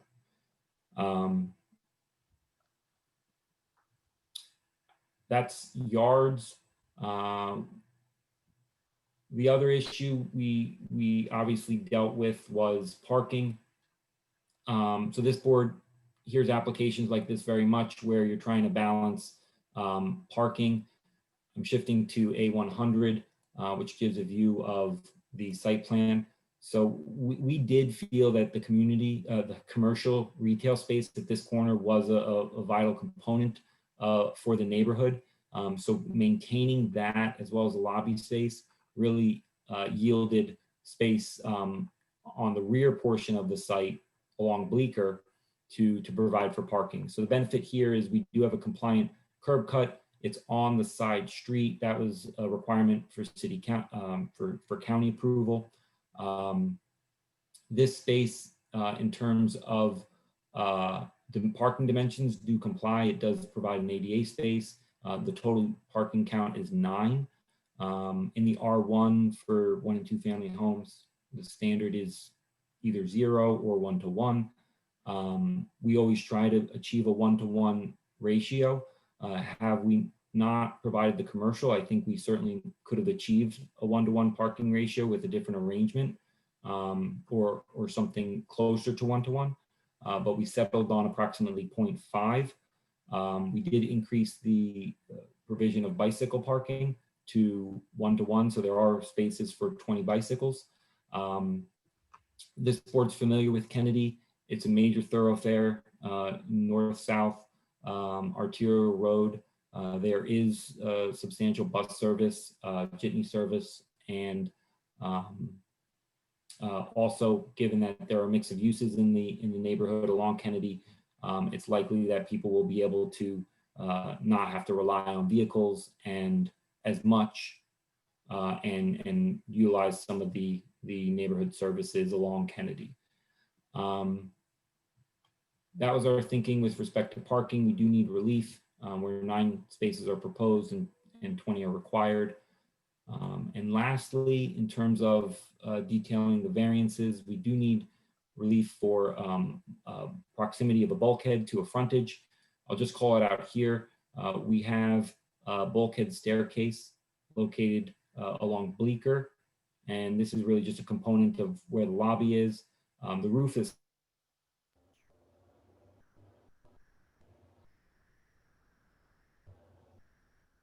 rooftop amenity structure. You froze there. The roof is sloped, called out here. So we do angle it to reduce the impact, but it is within the required setback, so we do need relief. I think that's really it in terms of what we view the positive criteria, meeting the particular suitability, covering the variances. We're in the R1, so we are looking at this project as an appropriate infill, given it's a corner lot at a substantial intersection. A larger building is appropriate in that scale in this situation. So I think it does meet the intent of the R1 district, albeit with the variances needed. I do think this application furthers purposes A, for an appropriate development of the site guided by this board. Purpose E, an establishment of appropriate densities, and purpose I, given what I discussed and what the architect covered on the facades in terms of the aesthetic improvements. We will lose potentially a trophy store, but they might be able to seek a new lease for the tenant space. But given that it will be a new building, there might be any other type of community neighborhood service going into this location. In terms of the negative criteria, I think what we're really looking at is there a balance of the design of the project. Are we trying to mitigate the impacts of a 5-story 20-unit building at this location? I think we have through facade techniques to break up the materials. We are providing an amount of parking. So for vehicles who need a parking space, they will be available, and likely for future tenants, they will know that there is no parking available, or they won't need it if all the spaces are currently used. With respect to the impairment of the zone plan or zoning ordinance, this is the biggest request an applicant can make in terms of a use variance. So we really tried to balance everything, respect that we are in an R1, but we are also along Kennedy Boulevard, which is a main thoroughfare, and retain that mixed use commercial at the corner. So with that, I don't think there's any sort of substantial detriment to the public welfare or impairment of the zone plan, given what we tried to address in the design of the building. I'm happy to answer any more questions. That really completes my testimony. We don't have any further witnesses this evening. Great. Is there anyone from the public with any questions or comments? Lindsay? I don't see any hands raised. It's been a little bit. If you have any questions or comments, you click raise hand on your screen, or if you're calling in, you would dial *9. But again, I don't see any hands raised.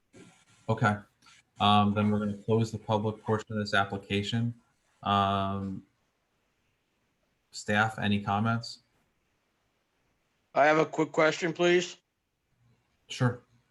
For Mr. Joseph, since this has had to do with a lot of the county, because it's a county road, what were the main things that the county requested, if you may, please, in a short summary?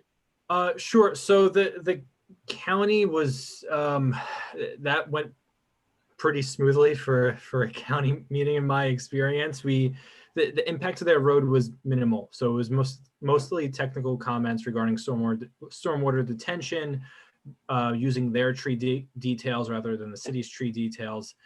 But the entrance to the garage is located on a city right of way. So the impact to the county is minimal. Again, it was some engineering comments, and the tree pits, they want their standards. Okay, thank you very much.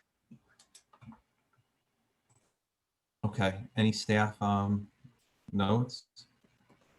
Yeah, just really quickly, I don't want to reiterate what was already said, but I did prepare a staff report dated October 19th, which we can mark for the record, please. Okay, this will be the one for this application. Great, thank you.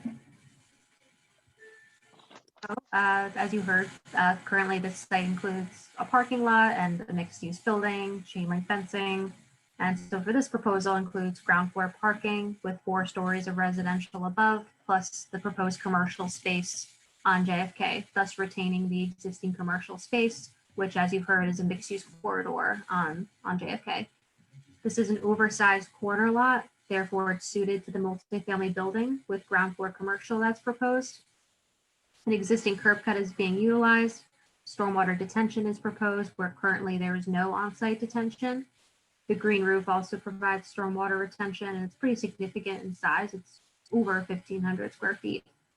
The site plan includes a step back in the rear abutting the 2 neighboring properties to provide light and air to those neighboring properties. And this may have already been said, but I know that the applicant has reached out to those neighbors to work with them on those step backs.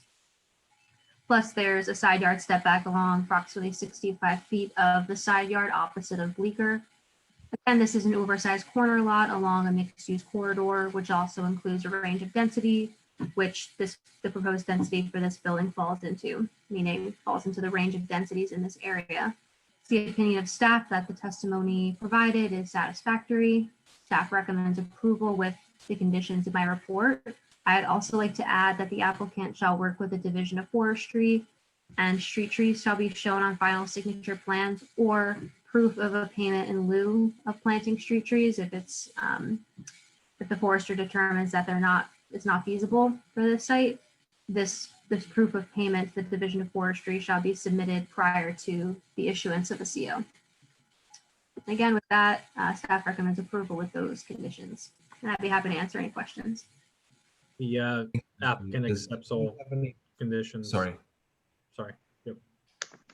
No, that's important. You said, you know, The applicant, the applicant accepts all conditions. We also have county conditions. That's separate from this board, but we have that as well. I just want to clarify that the number of trees for if we have to do the payment in lieu, I believe it's 3. So I want to clarify that for the record as well. okay. Thank you. Does anyone from the board have any questions for the applicant or for staff? I have a question for staff. I'm trying to understand why we're comfortable with a 5-story building, whereas the testimony that Mr. Height gave said, you know, he did a survey and the tallest building in the neighborhood was 4 stories. Is it just because they're giving us a few extra parking because they're providing parking spaces? Why is that okay? How does that make the positive criteria? Right, yeah, so the proposed height is driven by the ground floor parking, which I believe was important to the community since they are using that existing curb cut and again, replacing that surface parking with more structured parking. I believe the main positive criteria here is the stormwater detention, the green roof, and the retention of a commercial structure, a commercial space on JFK. So like say they were proposing something completely as of right, like 3 1 or 2 family homes, you'd be losing that piece of that characteristic of that corner property, that commercial space. So we saw that as one of the main, one of the main things meeting the positive criteria for this application. And then in terms of meeting the negative criteria, those step backs is how they worked with those neighbors to increase light and air. So it's a number of things. And I did recommend a while back, they step back that 5th floor. That is something that I had told the attorney during my review. And so after that comment, that's when they changed the facade element, that material change to give the appearance. I guess that was the compromise based on that comment. But I do hear what you're saying, and that's why we made that recommendation to step back that 5th floor. So it's okay for them to get all this density just because even though they're taking up the entire footprint of that corner lot, except providing a little collar for their adjacent neighbors. They get to fill in that whole entire space with 5 stories in a building that looks nothing like anything on the adjacent blocks. There are all these, little 1 and 2 family homes, and then this gigantic thing. That is the expectation from a planning perspective that the master plan is going to change here on the corridor, and we're going to want people to sell their 1 and 2 family homes to fill them in with higher density with all the great public transportation on Kennedy Boulevard? So the master plan is obviously still being written, and with these applications based on the current zoning, not what is planned for the master plan. I think when we're talking about the character of JFK, that's what Charles, the planner for the applicant, was speaking to, was the mix of uses in this area is what makes this property suited to what is proposed here. But this is much bigger than everything else, but that's okay because it's the corner lot, even though it's at a very complicated intersection. Okay.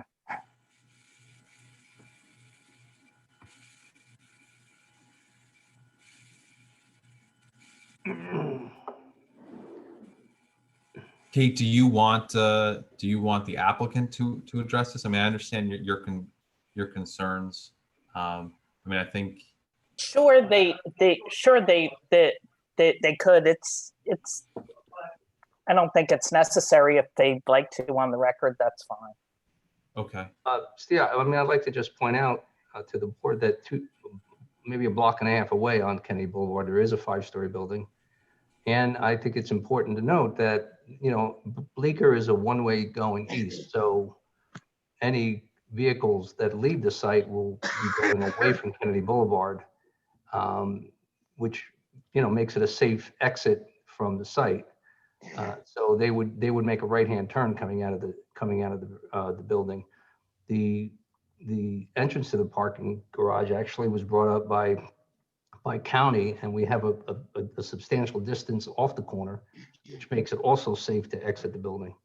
But there is a 5-story building a couple blocks away. So I also think it's important to note that it's a corner, but it isn't just a corner. It's a very large and substantial corner with that 5-way intersection, and that creates a very dramatic, the impact is not on the intersection, it's on the properties to the rear and to the side of the building. So we didn't step it back in the front because that would minimize the impact of the building. Rather, we provided that well in the rear, and we set back from the impact to the adjacent neighbors, which the applicant did speak with. Which the applicant, I can't hear you. I'm sorry, which the applicant did speak with. Sorry, Charles. One of the other things that I mentioned, and we did discuss this with the late councilman and as well as the acting councilman and the neighbors that came out, was that one of the original designs was just a basic multifamily that would have been more consistent with the other multifamily apartment buildings that I mentioned. It would have been 4 stories, and that would have been consistent with those buildings. But we did try to balance the mix of uses on the site with also just what the application is. So, you know, we really did try and address all the issues collectively as best we could. Yeah, no, and obviously, I think you worked with the neighborhood because we haven't gotten any negative comments. But I just think that it's a pretty intense footprint. That's all. But that's my kind of personal view. I think the trophy shop looks big at that corner relative to everything else that's going on. But that's just me. Okay. Our signage will be better. Thank you. Okay. Just Lindsay, what is this zoned? I know that Charles mentioned it, but I don't remember. In the R1. They wouldn't be required to have ground floor commercial here? R1. It's R1. Well, that's ridiculous. I mean, the fact we should want commercial there, and I don't view that as a positive necessarily. Like, I would reject an application that had no commercial in that location, or I would vote against. So I would strongly encourage the city to look at the master plan on this corridor. We are. And that, I agree with that too. I have no issue at all with the commercial use. I think that that's perfectly suitable. I'm just a bit concerned about the density and the R1 and the slippery slope. That's where my head's at. But that's just me. I wish this wasn't an R1, and I wish we weren't giving them positive criteria for adding parking and for having ground floor commercial. I would prefer to see this down a floor, have ground floor commercial, and not have parking. But I mean, this is the application, and if this is what we need to do to get a commercial space in this spot, I'm comfortable with the density. I don't know if anyone else has any thoughts.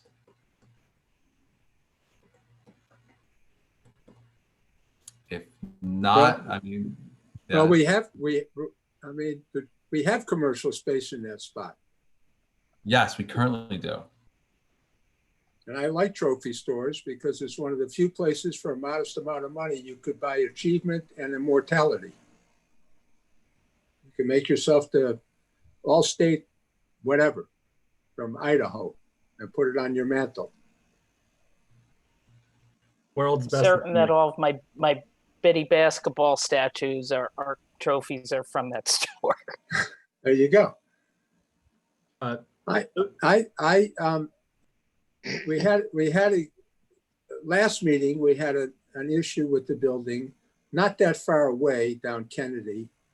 And part of the issue was again the look, the coloration of that building, the exterior being disconsonant with the neighborhood. I don't know enough about the history of why the city has morphed into an interest in very dark facades, but I don't think they look that great. I think it would be nice if architects would pick up some of the coloration of the neighborhood when they propose these buildings, because again, you're kind of doing the monolith thing from the sky. You're dropping a very dark building into a rather light streetscape, which I don't think, I'm not arguing the merits of that or that that's a reason to vote one way or the other, but I've been on the record in a number of other cases. I'm just real tired of seeing these very dark facades.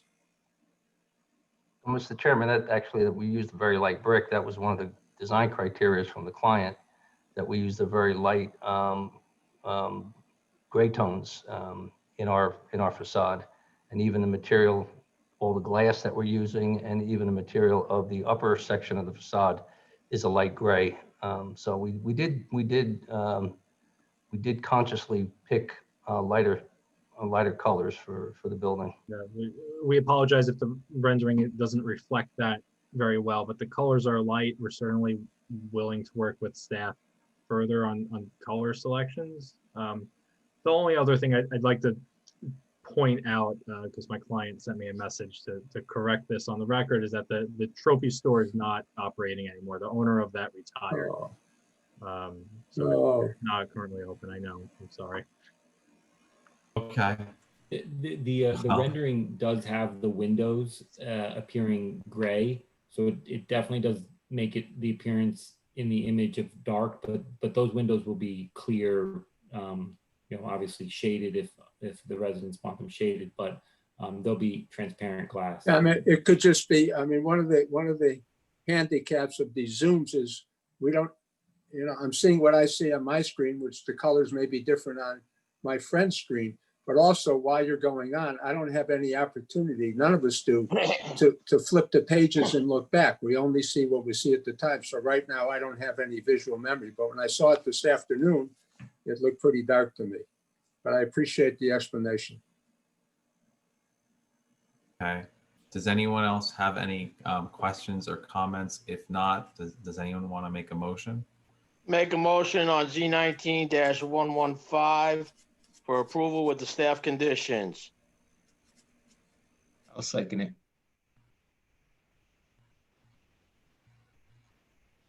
Commissioner Bapta? I would want like a commercial space there as well. So I don't know where to go with this. I guess I'm going to say no. I'm going to say no. Commissioner Mitchell? Yes. Commissioner Rothman? Yes. Commissioner McCormick? Yes. Commissioner Shadid? I would like to make a comment. I lived in South Street, just the following or one block down, I guess. And this corner, Five Corners area is a significant to Jersey City. And I think the project will really have it looks very nice to me. And I agree with the heights, I agree with the density, and I think it's a very good project, and I will vote yes. Vice Chair Donnelly? You're on mute. Sorry. Yeah, sorry. For the reasons mentioned earlier, I think that this is just too high and too dense for an R1 without more positive criteria and without less negative criteria. I do think that if the city master plan wants to change things, that's one thing, but I'm just not seeing it. I could see this building someplace else, but not necessarily in this R1 zone. And Chairman Jacobs. Yes. And I mean, I think that I listened to a lot of the comments made by Vice Chair Donnelly, and I agree with a lot of the sentiment, except that I think that I would again ask that the staff encourage the entities that be within the city to modify the master plan. I think that a boulevard are areas where we shouldn't. It's not in the city's best interest to have R1 plans. If it would be wrong if they built a one family house here, which they could as of right with no commercial. So again, I don't think that's a positive for this spot, but I think that this is just another example of where the city plan is not up to date with where we should be. We would be greatly reducing R1 zones throughout the city. So with 5 in favor, 2 opposed, motion carries with conditions. Motion to approve carries with conditions. Thank you all. Have a wonderful evening. Good luck. Thank you. Love the project. What do you guys want to do? I mean, I wanted to end at 9 o'clock.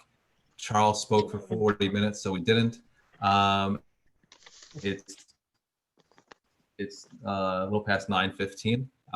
So you guys tell me if you want to proceed with the last case. And certainly we can get Mr. O'Connell up here to talk about, what they think. I don't want to drag everyone out the whole evening for this, but you guys let me know what you're thinking.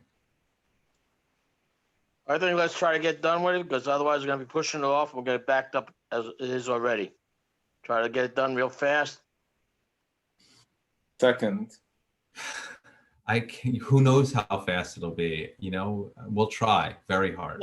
No, all honesty, Chairman, I respect your wishes and all, but you know what? We keep putting them off and we're getting backed up so much, it's getting ridiculous. We have to have special meetings now, So, I mean, let's try to get through it and let's just keep moving. I mean, that's the rest of the board, Yeah, that's the rest of the board. Yeah, but by the same token, though, I think that if we have a hard stop, it will encourage people to make more efficient presentations. That said, Eugene is usually pretty quick, so I could go either way. He's usually very organized, and so. Does anyone else have any could there be some, could you like ask the presenters and attorneys to kind of speed up the presentation? I don't know if that's possible. I know their application is their application, but I'm sure you made a request in the past about letting them know we're on. I got reprimanded for asking that once. Okay. Eugene, I don't want to rush your presentation. You tell me what you want to do. Actually, this is a pretty straightforward presentation. The project was greatly reduced. We have no bulk variances. We only have a couple of variances for height. And I have 2 very good witnesses that will be very quick. So I think we can get this done, I would say, in about 15 to 20 minutes tops. Great. Let's see if we can do it. Let's go, move forward. Well then, Bridget, we've reviewed Mr. O'Connell's affidavit, proof of service, notice of publication. So we'll mark that as A1. Okay, this will be A1 for this application. And Mr. O'Connell, you agree to have your witnesses sworn in remotely, correct? I do. Okay. The floor is All yours. right. So this is a presentation. Excuse me, did you want to call the case? Oh, sorry, did we not do that? So we're on case Z19-107. The applicant is Jignesh Chef, and it's 37 Storms Avenue. Thank you. Gene O'Connell, I represent the applicant. It's a very large, oversized lot, 5,750 square feet in an R1 zone. I have two witnesses. It's only 11 dwelling units, not 12. I'm making that correction from the agenda. And we have no C variances, only D variances. With that said, I'd like to call Jeffrey Lewis, our architect, to testify as to the project. Do you swear or affirm the testimony you're about to give in this proceeding will be the truth, the whole truth, and nothing but the truth? Yes. Thank you. All right. And for the record, my license is active and in good standing in New Jersey. Great, thanks. We accept your qualification. Okay. Thank you, Chairman. And I will be brief. Okay, so I'm going to start with my screen sharing here. Okay, and I'm showing my title sheet right now. And as Gene mentioned, we are a 4-story, 11-unit building with 12 parking spaces with a few variances. And we are compliant with all of our bulk requirements with the exception of height. We had a few community meetings for this project. It's been around for a while. The first meeting was actually a little over 4 years ago. Over these meetings, there were 3 issues that came up over and over. So I'd like to start with discussing those three issues. The first was that the building was just too big. And originally, I think people were probably right. We were proposing a 5-story building. It had 12 2-bedroom units, and we've addressed that in many ways. The first way, as you can see on the right here, I'm showing my building in the center, our new building, and this is a proposed building, an existing building to the left and to the right. Our building has been brought down from 5 stories to 4 stories. So it's the first way we address this. The second thing is that 4th story is actually set back about 11 feet from the front property line. So you can see our 3rd floor here is what's at the property line, and it's actually a little shorter than the building next to us on the left. And then the setback 4th floor section is about 5 feet taller than the building to our left. But again, it's set back about 11 feet. So we are shorter than our neighbor. Second question that came up, and I'm going to go to the site plan to address it, is flooding. We are not in a flood zone, but a few times people mentioned that this area does flood pretty consistently, and we have addressed that on the site plan in a few different ways. One is by providing some planting areas. There's 3 of them, one in the back, on the back left, one at the back right, and then another on the side over here, and they total 245 square feet in total. We also have 3 street trees, which will help with this. The parking lot area is permeable pavers, and these permeable pavers are for both the area underneath the building and then also the area that's open up to the sky. So the whole parking lot will be permeable pavers. And then lastly, we also have a stormwater retention system on site. And because of the concern with floodwater, we didn't actually size this the way we're supposed to. We oversized the system. So rather than looking at the site as it is, we said, what if this site was 100% covered with asphalt? Worst case scenario, what kind of storage? Slow down, I'm please. sorry. So I rather apologize. than looking at the site as it is, we said, What if this site was 100% asphalt, totally covered, worst condition possible? What would our storage requirement be for that? And that's the storage that we're providing on this site. So we've oversized the stormwater system to help address that flood requirement. The third was parking, which, you know, everyone complains about parking. We always have a parking issue.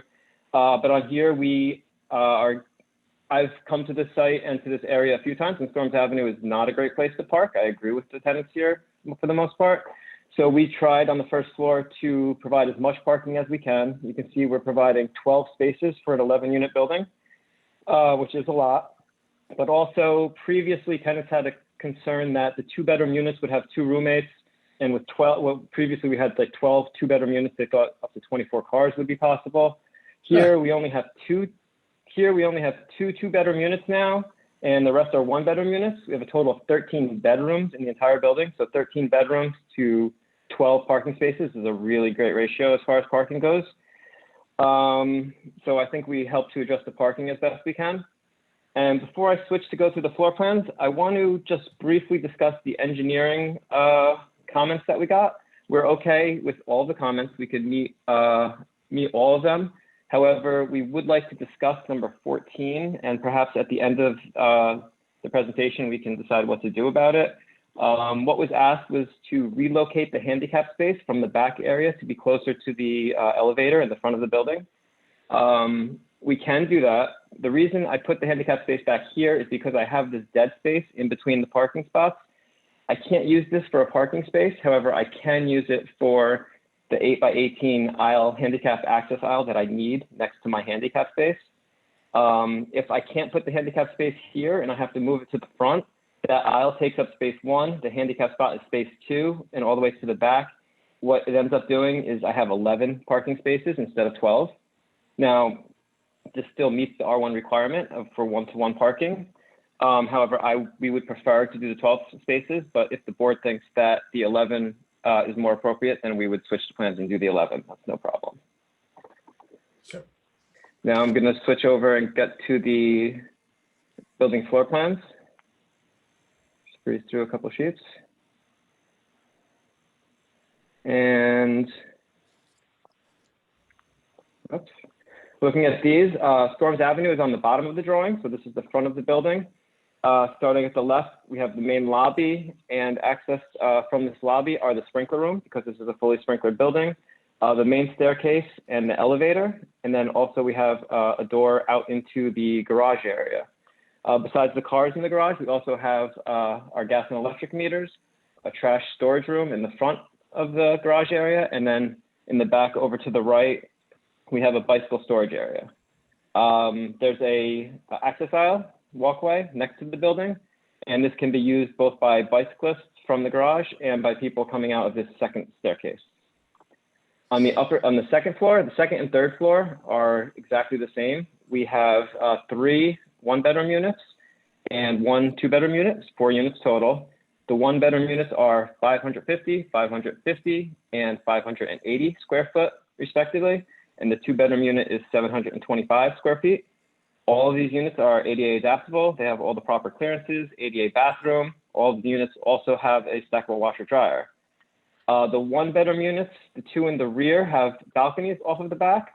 And then all of the one-bedroom units, 1, 2, and then the third on the side, are heated and cooled with PTAC units through the wall. The front unit, where we have the 2-bedroom unit, has all the same finishes and amenities as the back units. However, we did not do PTACs here because we didn't want the grills in the front of the building. So we did a furnace with ducted heat and air conditioning.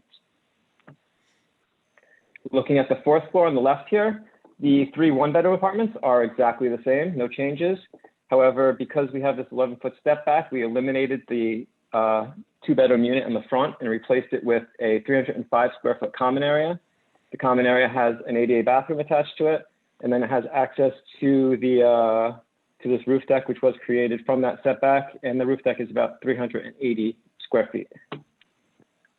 Looking at the building elevations, we're proposing a more traditional building, and I'm just going to go to the next sheet because I showed some of the finishes on this sheet. So if I could just go through them, we're proposing a smooth red brick for the brick finish, black aluminum frames for all of our windows and doors on the front of the building, black aluminum railings. You can see here, this is for the gate on the front, which is over here. This is for the infill for the decorative grills into the garage. This is for balconies off of the rear of the building, and then also for the roof deck railing on the front, which I'll show you when we go back to that sheet. And then also gray vinyl siding, which is for the side elevation, back elevation, and then the 4th floor. So just going back here briefly, I think we went over most of the finishes on here. Up here is the railing. It's about an 18-inch railing that will also be black aluminum on the front elevation. Additionally, the side and rear, the windows will be white, not black, and the PTAC grills will be white to match that. And then lastly, any stucco, which would be on the rear here and then on the sides, would be a smooth finish painted gray. And that is my presentation of the drawings. And quickly done, Jeff. I try. Okay, want me to call my next witness and then we'll hold questions till our presentation is complete? Then I'll call Yes. Ed Colling. Here you are, Ed. Yes. Do you swear or affirm the testimony you're about to give in this proceeding will be the truth, the whole truth, and nothing but the truth?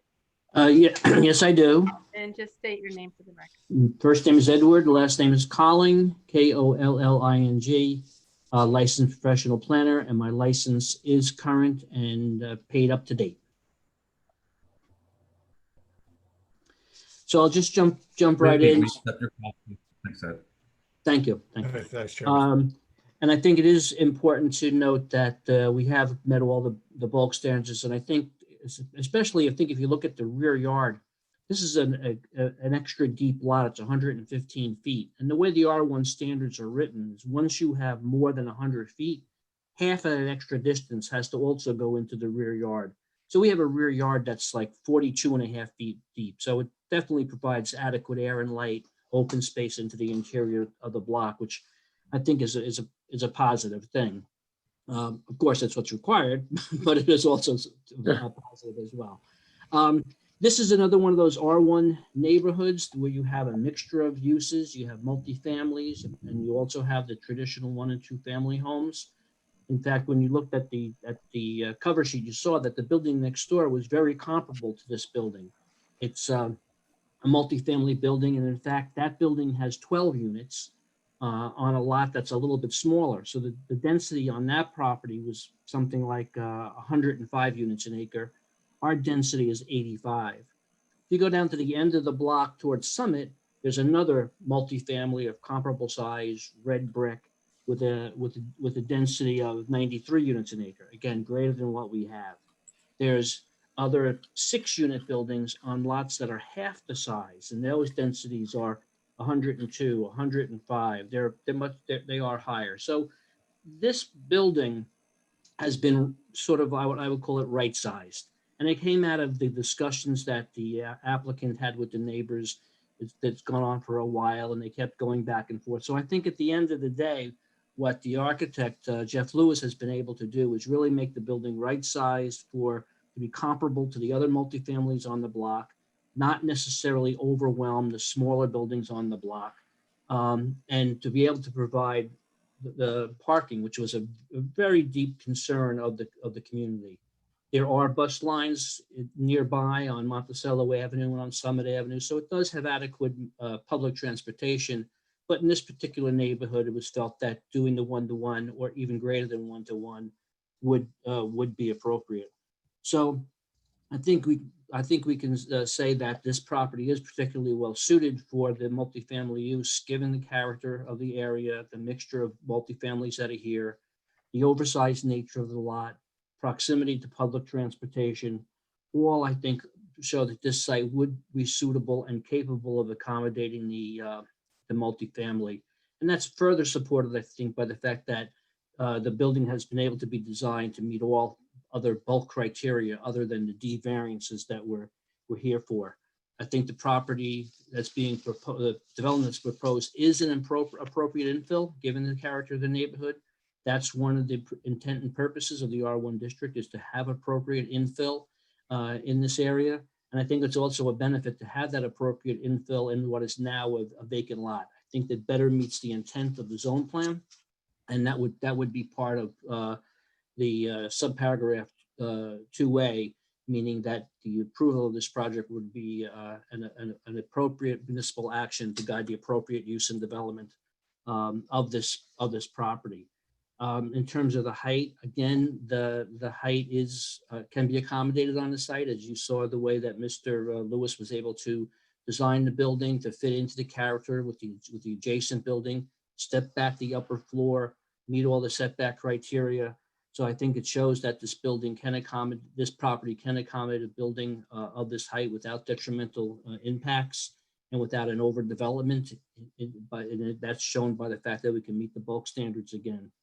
And then again, in addition to meeting the paragraph 2A, The setbacks that have been provided do show that we do provide adequate air, light, open space, especially to the interior of the block, which is subparagraph 2C. I think we have an appropriate population density, which is subparagraph 2E, in that our density is comparable and actually lesser than many of the other multifamilies on the block. And it also promotes a desirable visual environment. In this particular case, because it's a mid-block site, Mr. Lewis felt it was more appropriate to design a more traditional building so that it wouldn't stick out. It would blend in with some of the other multifamilies that are there. And I think he's done an excellent job of that. So I think we meet the positive criteria in that regard. Also in terms of the stormwater detention, which I think is something that the community was concerned about as well. So on the negative criteria, I don't see this being a substantial detriment to the public good or to general welfare. The impacts of this building will be similar to or lesser than existing buildings that are already in the community. It's an appropriate infill development that fits in with the neighborhood. And I don't see it being a substantial detriment to the intent and purpose of the zone plan either. Again, part of the intent of the zone plan is to promote appropriate infill development, notwithstanding the fact that this is a multifamily in an R1 zone. It does fit the character. It is a residential use in a residential zone, so I don't see a substantial detriment in that regard as well. And that concludes my testimony. Thank you, Ed. And that concludes our presentation. Thank you. Anyone have any questions or comments for the experts?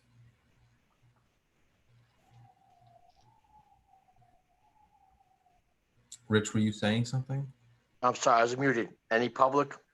Yeah, I was going to ask. I just didn't know if anyone had anything. I don't. Okay. Lindsay, does it look like anyone from the public has any questions or comments for this application? I don't see any hands raised. Okay. Then we're going to close the public portion. Any staff comments in addition to, the report? Tim, you're muted. Tim. That's a first. When reviewing the application, at first, that the D variances that were requested were kind of daunting to me, but I felt that in looking to the overall character of the neighborhood and the building directly to the left being of the same density and similar height, I felt that, the infill development was more of a positive criteria, overall. And the fact that the parking has been alleviated because it's been such a big deal in Jersey City recently, with lack of parking, so that the parking is covered. And overall, I think it's a good project that kind of fits in the neighborhood, because there are also commercial properties or other uses that are nearby that take up other sites in the R1 in that neighborhood. But overall, I think it is a good project. And my opinion is the staff's in approval. One thing is that that the conditions are met within my staff report dated today, and that the architect and the applicant look over the handicap parking space and try to alleviate that possible issue. I'm not sure if it's necessary to remove that other space. I think you might be able to do it with the 12, but we can look at that after. Yeah, we'll work with staff and engineering on that issue. That's fine. That's it for me. Thanks, Tim. Have any questions for staff or for the applicant's team? Like to make a motion on Z19-107 for approval with staff conditions. I'll second it. Commissioner Bakta, Yes. Commissioner Shadid, Yes. Commissioner Rothman, Yes, and as the official timekeeper, their whole presentation took 16 minutes. No, they got it done within 4 minutes of the deadline. I'm very happy to see entrepreneurs putting some money into Storms Avenue. It needs a refresh and an upgrade, so it's a great idea. Commissioner McCormick, Yes. Commissioner Mitchell, Yes. Vice Chair Donnelly, Yes, I like this application very much, and I think it will be a nice fit on the block. Thanks. and Chairman Jacobs. Yes. All in favor, motion passes with staff conditions. Thank you. Good luck to everyone. Chairman, Thank you Commissioner, so much thanks for for hearing us. hanging in there with us and letting us present. Appreciate it very much. Did we adequately resolve the parking issue? I think we did. We'll work with engineer. If they want the 11 spots, we'll do it. If we can fit the 12, we'll do it, but we'll work with staff and engineering. That's a condition, Chairman, That was one of the conditions. one of the conditions. Okay. Okay, have a beautiful Great. night. Thank you too. All right. I had a comment here to, and I guess we're the public portion. I don't see Tanya. So I guess we could hold off on this, Lindsay, unless you and Tim have position about potentially discussing inclusionary zoning in an executive session. I don't know if she wanted to give you a primer on it, but because it was approved last night, so hold on, give me 1 second. Okay. Yeah, she's the resident expert on all of this. I mean, we have details, but not as much knowledge as she does. Yeah, I listened to the broadcast last night. Disturbed. Everything seemed to be approved. Yes, because the IZO is based on variances. That's when requirement is triggered, so that's why it would affect this board. But I think we should wait until, because us as a staff, we haven't met on it, so maybe let's wait till, because we have a special meeting on November 4th, and for anyone who's not at that meeting, we can give another little brief on it at the following meeting on the 12th for whoever didn't get to hear. Maybe you guys can like prepare like a summary A PowerPoint memo or something. Yeah, that makes sense. to everybody. So Vinny, do we have anything else? Yes, just 2 resolutions to memorialize. The first was heard on August 27th. It's case Z19-071. It was in the matter of the application of Nagi Eltamesh, 29 Weldon Street. It's a minor site plan with D and C variances. Present on August 27th were Chairman Jacobs, Commissioners Donnelly, Shadid, McCormick, Rothman, Netchett, and Jamie. That was passed 7 in favor, none opposed. All in favor of memorializing that? Aye. Aye. The next one occurred on September 24th. That was Z19-057, Patel Indo-Pak Grocery, Inc. Preliminary and final major site plan approval with C and D variances, 10-12 Berkeley Place. Present on September 24th were Chairman Jacobs, Commissioners Shadid, McCormick, Rothman, Jamie, and Mitchell. That was passed 6 in favor, none opposed. All in favor of memorializing that? Aye. That should end it, Mr. Chairman. Make a motion to close.